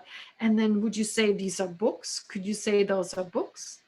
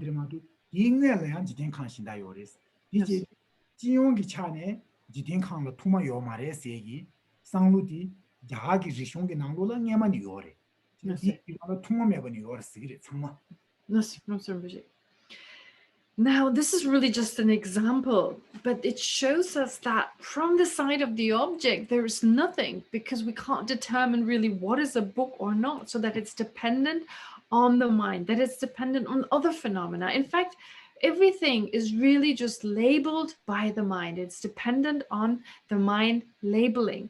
But it's also dependent on other phenomena, not just the mind. It's also dependent on a basis on which, based on which you then label. So it's almost like in order for a book, something like a book to exist, it needs lots of other phenomena that you lean against. Rinpoche said it's almost like when you lean back and you support yourself in order to be able to remain in a kind of leaning position. So you need the support of something. Likewise here, it's the mind that labels, and it has the support of other factors and dependence on a certain basis. Then you label this, that, and the other. So you label different phenomena. And so you need always two aspects. You need, for something to exist, you need another aspect. You need something else. So the mind that labels, but you also need other aspects. He said even scientists talk about it. So talking about the different explanation that Einstein, for instance, gave. So Rinpoche said, well, he watched like documentaries about it, where he was witness to certain explanations on that. What he's learned is that when you hit something with your fist, I guess what Rinpoche was talking about, the force of resistance of your hand has to be the same as the object that you hit in order to really make an impact.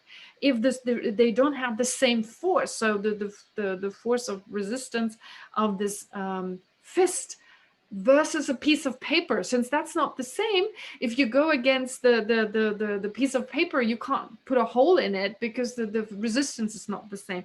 So therefore here, it shows that you always need something other. There's never anything that's 100% just this on its own. Showing that therefore it's dependent on many different factors, and of course also on the mind. And then with regard to your second question, well, yes, it is true that since the mind exists since beginning this time, its object have to exist since beginning this time. And of course, sometimes in the Indian, for instance, in the different Indian traditions, you have an explanation of the way this world came into existence, seeming to imply that this world has at some point come into existence, has not always existed. However, really what this is talking about, and you find the same explanation in some Buddhist texts, what it really is talking about, that this particular world in this particular universe has a beginning, but then before that there were other worlds, there are other universes, there are other world systems, and so therefore that means that this particular world we're in right now, yes, it has a beginning, but previous to that there were other worlds, other world systems, and so forth, and there's really no beginning to all those.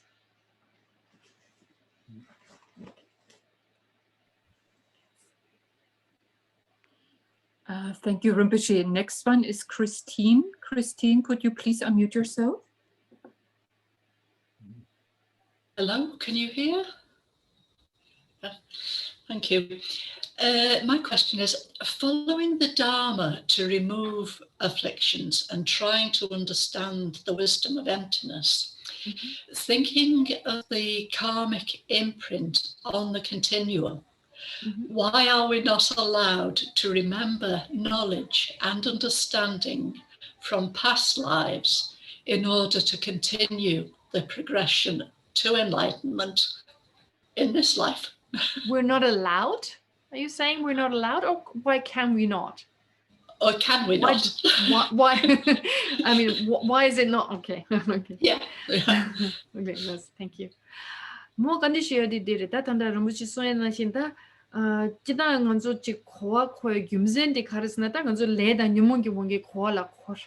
Ani deta ina ya ngonzo number sheba di kewa ngama ne su di yo ai la so ani ngonzo tu shu nyamlen chi ginda wala ina da dus chen nyamlen che de yora da che kewa ngama da ani che dila ani dus chen mutu ne ngonzo nyamlen che gra ta deta ina ngonzo 문이시나 딱 겨왕아마 길에 템바이나 길에 템바이나 안저 겨왕아마 가르가르치 매 소소 상 따직 소소 고츠 차길라서 와서 가르 이나마이 겨와 딜라야 그 소소 무트네 소소 냠네 제초그라 다이나 юмzen 가르치네 간저 마템바치 딱 문이시나 테나 답마세 야고도 소소 겨왕아마 길에 템바이나야 소소 게메 노트디 양네 지금 말아 그런 저어디 가르스나 가르치는 건 좀 맡은 거지. 걔들 템버이는 아니 춘냠는 치다야 시다 레라도 참.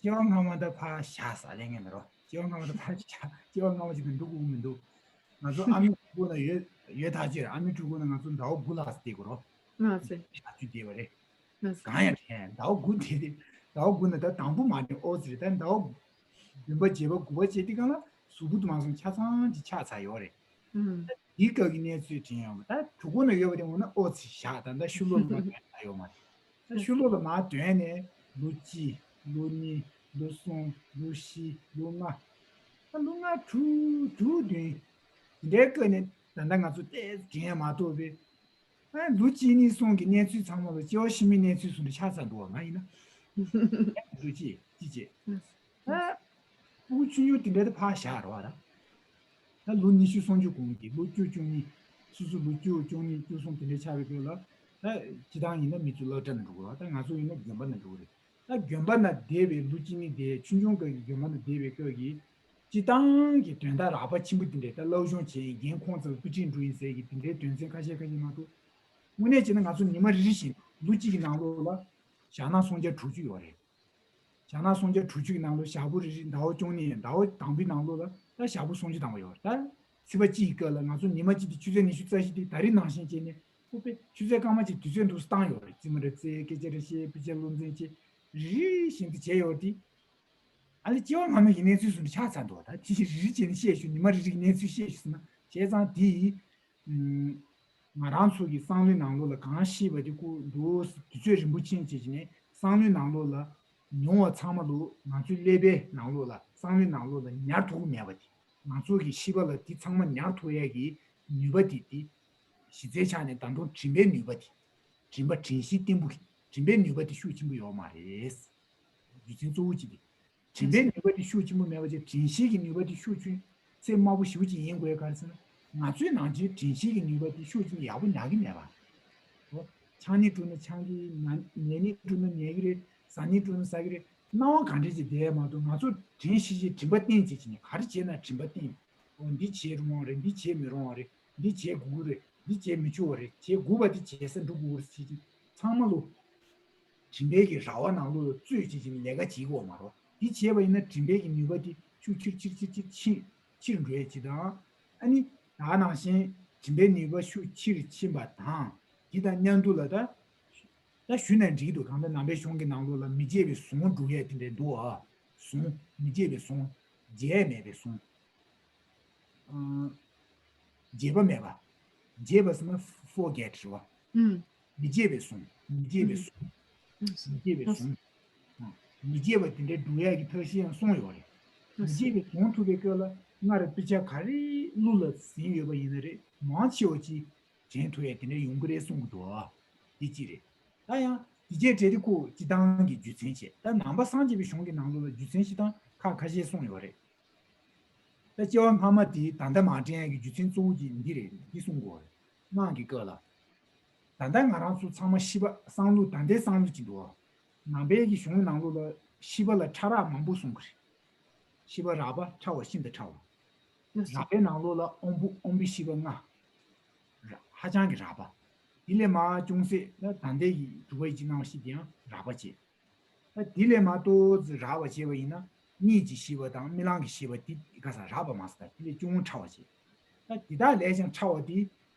베나 공도 지주기 나 공도 지주 투만 차베 거기 디첸송 시바 차라기 디첸송 공도기 디첸송지 이네마 차와디 고 나와 체바 뉴투 탄제 동바에 세시 시발의 차라만 우시우시 송도 제가 난데 가서 시발 라베 강의 장샤베 연된 디제 제디 가서 신주디 강라 시발 라바 상모파 듄두고 시발 라바 상모 단다 룰을 땡디오 그 미기 시발디 단데 가서 미기 옴불을 땡디오 미기 옴불디 단데 가서 지원디 샤다기 미나로기 무리지도 어디 시구수는 디강을 일을 땡디오 안드라 ombi shiva 참마로 단대 유를 띠디요 유디만도 진주디가라 shiva 라바 참마만도 팅팅팅 타마타마디 생 참마디가 렌도로 그래서 생 참마디 지어 심하는 부디가라 생 Rabe Gangla Shabe Yuntin Unpurified ideograph, unpurified.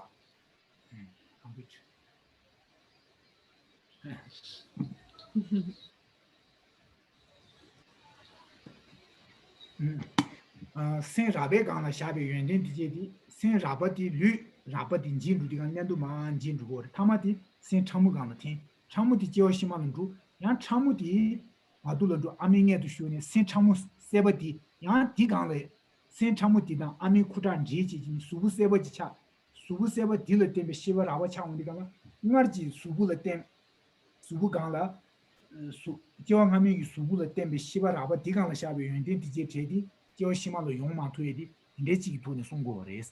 Jezan Digan Nabesh Nangula, Sanga Nangu, Shibe Rabe Gangla Yuntin Shaba Dijedi, Marsh in Sabu. Shu Chimbu Janji, Shibe Rabe, shooting the Chamugang Mandos, Basha things the Bushama Tona, Joshima Yuntin the Tumu to trade the Lela Yungumares, Indechi Songo, that you can so cheap. That's Rinpoche. Now Rinpoche says in response to your answer, well, first of all, what you're saying, of course, is right. But if you think about it, well, not only do we not remember what happened in our previous life, well, think we were born in our mother's womb. 9 months we spent in our mother's womb. And we don't remember those 9 months. Our memory is equal to the memory of a previous life. And if you think about these 9 months, well, of course, if we don't remember in the beginning, it kind of makes sense. But the last 2 months, so the 7th, 8th, 9th month, the body is complete. I mean, the body is there. We have different perceptions than when we were previous in at the moment of conception. But then we should at least remember. We don't remember. We don't remember when we were 1 year old, 2 years old, 3 years old. Slowly towards the age of 5, 6, 7. That's when our memory, like thinking back at the past. If you think back, this is your first memories probably around that age. So we don't remember. And then as you grow older, up to the age of 20 or 30, okay, so from the age of 7 up to the age of like being 20, 30, whatever. So you spend your childhood going to school as a monk or nun. You may have been in a monastery, you study. Now your memory of that time, of course, there's some coarse memory of that time, right? You remember I went to this place and that place and I studied this and that. But actually, taking the Tibetan calendar, Rinpoche said there are 360 days in a year. That means 12 months. Each month has 30 days. Each day has 24 hours. Do you remember everything we've done from the age that we actually start having some memory up to now? No, there's just a very coarse memory of what we've done. So in general, we remember very little of what's happened, not just in our previous life, but even starting with the time that we actually have some memory now. Even from that time, we have very little memory. So why is that? Why is it that we don't have this kind of memory? Well, first of all, we don't train ourselves in, for instance, mindfulness and attentiveness. Like when we do something, we're like daydreaming. We're not really attentive when we do anything. When we eat or something, our mind is everywhere. So how can we really remember? Therefore, we lack that kind of mindfulness and attentiveness that allows for us to remember later on exactly what we've done. But actually, there are certain practices.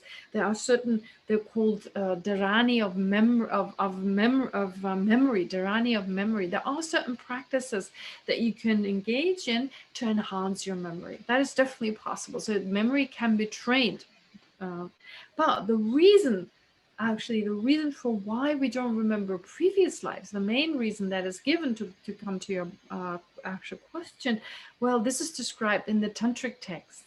The reason is that we have different levels of consciousness. We have coarser types of awareness or consciousness, and we have subtler types. Now, the coarse mind includes, for instance, our sense perception, and there's the coarse mental consciousness that is active right now as we're awake. That is the mind that is active. So everything we do in our daily life is basically done with those types of consciousness. Then, of course, there's at the time of sleep or at the time of dreams in that state, there are subtler types of mind, slightly subtler than the types of mind we use while we're awake. But then, actually, at the time of death, actually, or due to some practice, for instance, you can go even subtler than the dream and the sleep state. I mean, there are the 80 conceptions. You can first stop the functioning of those 80 conceptions, so they're no longer active. Then you have the mind of wide appearance, the mind of red increase, the mind of near attainment. Those are still coarser types of mind, until you have the very, very subtle mind, the subtlest type of mind, the mind of clear light. That is the subtlest type of mind. And at the time of death, for instance, as part of the death process, these coarser minds, the 80 conceptions, the mind of wide appearance and so forth, these coarser types, they all stop functioning, and the very subtle mind is actualized. And that is the mind that leaves this body to then be reborn again. And once you're conceived, then again, a subtle mind grows coarser and coarser and coarser. So really, everything that is happening, that's happened in the previous life, it was on the basis of these coarser minds. And when they grew subtler, then that was lost. Whatever was left there in terms of memory, that's gone, because now the very subtle mind has arisen. And again, the same what we do in our daily life, it's the coarse types of mind. So unless we learn, and this is what Rinpoche stressed in the tantric scriptures, it stresses that unless we're able to utilize the subtlest mind at all times, right, all our activities are basically on that level, we won't remember. Because again, we'll just use the coarse mind of this lifetime. That gets lost, that is absorbed, it's lost or absorbed at the time of death. And then again, in our next life, we will also not remember. That's the lesson. Does that mean that you have to attain enlightenment within one life cycle? Because otherwise you're back to square one. 대다 이나도 수수 세 딜라다나 성예고번 토고를 가이산 제 치마니안 참아 제차샤. 다 수수 세 딜라 벳 겸len 칸시차 겨리나 다 참아 제차인자 양경 고는만 냠len 쳐고라. 다 드네나 루치 제치라 상예고만 토고라. That it is most. Yes, the dinner indicator, number shown, Nangola, Yang Jie, Tuba Zanji, Samba Zanji, Gunjongi, Suzuki Gunshu, the bed, but in Sabu, Zubu say, Dui goes to Sungore. I'm not girls who shares on Shiva Rabba, Land to Jurji, Yang Jie, in Dangimari. Shiva Cham, wounded Jenny, Shiva Chamigan, Yana, non-Yang Jie. Shiva Chamungu Jegi, Toshi Zang Yang, Sunati Dusin Jes. He Toshima Juji, Yang Jie, Yungorilla, Nine Yang, Toshin that Shiva Rabbit in the Yang Jie, Jidan Jie in Shiva Rabbit Gang Yuan, Joshima Jin Redi, Jidangi Nedan Direti, Toshinji Tone, Shiva Rabbit in the Yang Jie, Joshima Chin, Suchiaki, Timber Yonagi, Toshinda Sungos, Bechashana, Cintilla, Suzuki Nangshiti. Zangmas la ure, simba bete, chuki jimba tangba ina bena simba zangman ki tuni, hasan nangda dang, sin le meba jiki tuni, chuki jimba tangya dang, dana xin mi xinda la, shiro ki mi, zodi, chu che ni jaya inba ina re, lo xiong jaya inba ina, mi xinda la, shiro ki mi dinde mabu jeba ina, chuki jimbe tuni, shiro ki mi jeba ina, digi jutingi jeba la, jiwa xima chen tuba yongya, yang Jiwang Hami Netu Chamber Jiagi, Jiwang Hama Chimbe, Ingin Zingi Tuni, Jiwang Hama Chamber Jiagi, Tana, Dushula, Dui goes in the song yours. Zodi Cindy in Yang Jedi, Sengang and those Shaba Zama in Bashi, Matin Sabu Shatuna, who shooting the sing Chamugang Tedina, Joshima, Nelabu Tuni Chiazi down, Cindy La Kunshi Katsu shooting Jayo in the deep, Joshima Lelabuchi Tuni. Nelabuchi to Shituya, Mantemba in there, and Nati Jambi, Chuji Tony on the gun, Lelabuchi to Shituya, I'm not timber the Abu.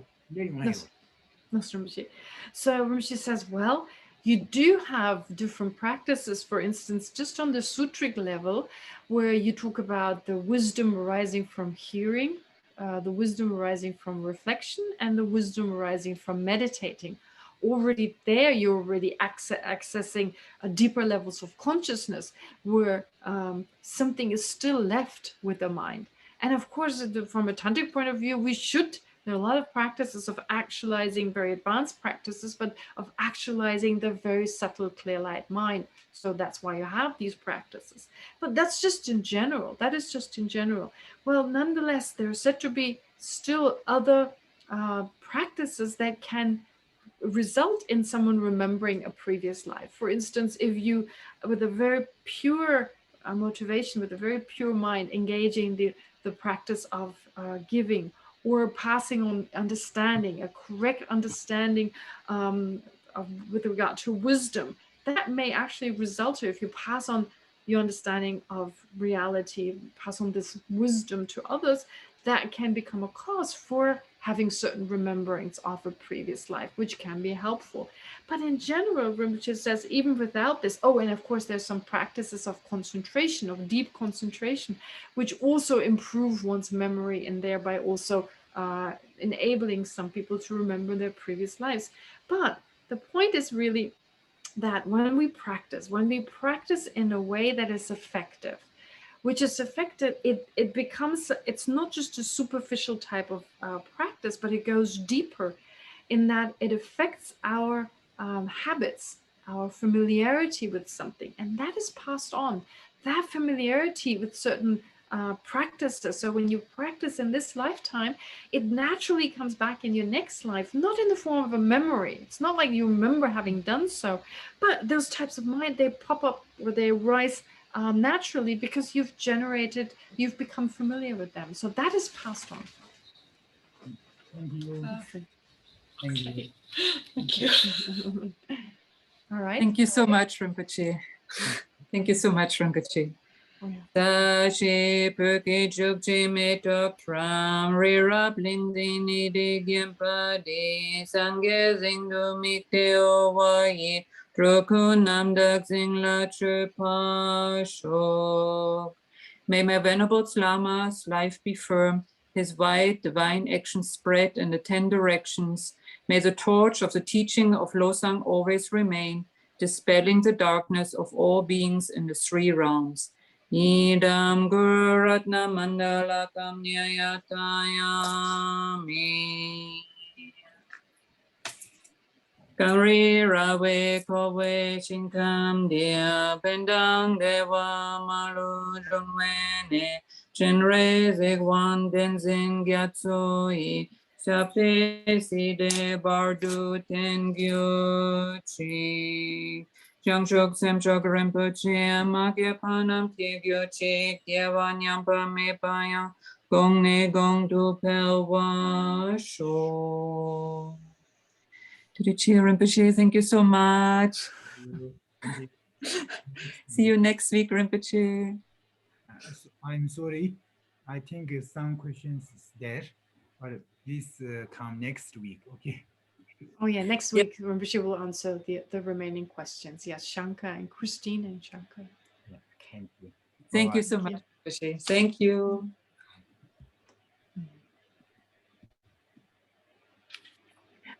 Thank you so much, everybody. Sorry to the person who was highlighted. She was very brave being on the screen. Thank you so much, everybody. Please remember, tomorrow we have review summary session with Geshe-la. Thank you so much, Geshe-la, for the amazing interpretation again. Very, very kind. Thank you so much. And tomorrow we have the review at 4 o'clock Indian time. And also, please be aware, on Monday, we start a new course, an intermediate course, Discover Your True Nature with Venerable Changkya. Thank you so much, everybody. Yes, Geshe-la. Just one thing. Last time I wasn't sure whether it was clear enough, so I went literally through everything Rinpoche said. It won't be as literal as this time. I tried to just add a few things and use another commentary to also give you some extra explanation. So Rinpoche has very clearly explained everything. There's no need to review as like everything in the same way, but just, yeah. So there's some extra explanation that we don't have the commentary yet, but like Kumbina said, there is this, just some explanatory notes, maybe in preparation, use this to prepare, then you see already the meaning of the different texts or the meaning of the different verses Rinpoche explained today. So that may be helpful for tomorrow. Okay. Thank you. Thank you so much, Geshe-la. And these notes, Geshe-la just referred to, are in the resource folder. Please check your confirmation mail, or we have the link now, but the session will be discontinued shortly. In your resource folder, there you find these notes Geshe-la is referring to. It's quite a few pages. Thank you so much. Thank you so much, Geshe-la. Very kind. See you tomorrow. See you tomorrow. Good evening in India. Good afternoon in Europe. Bye-bye. Thank you.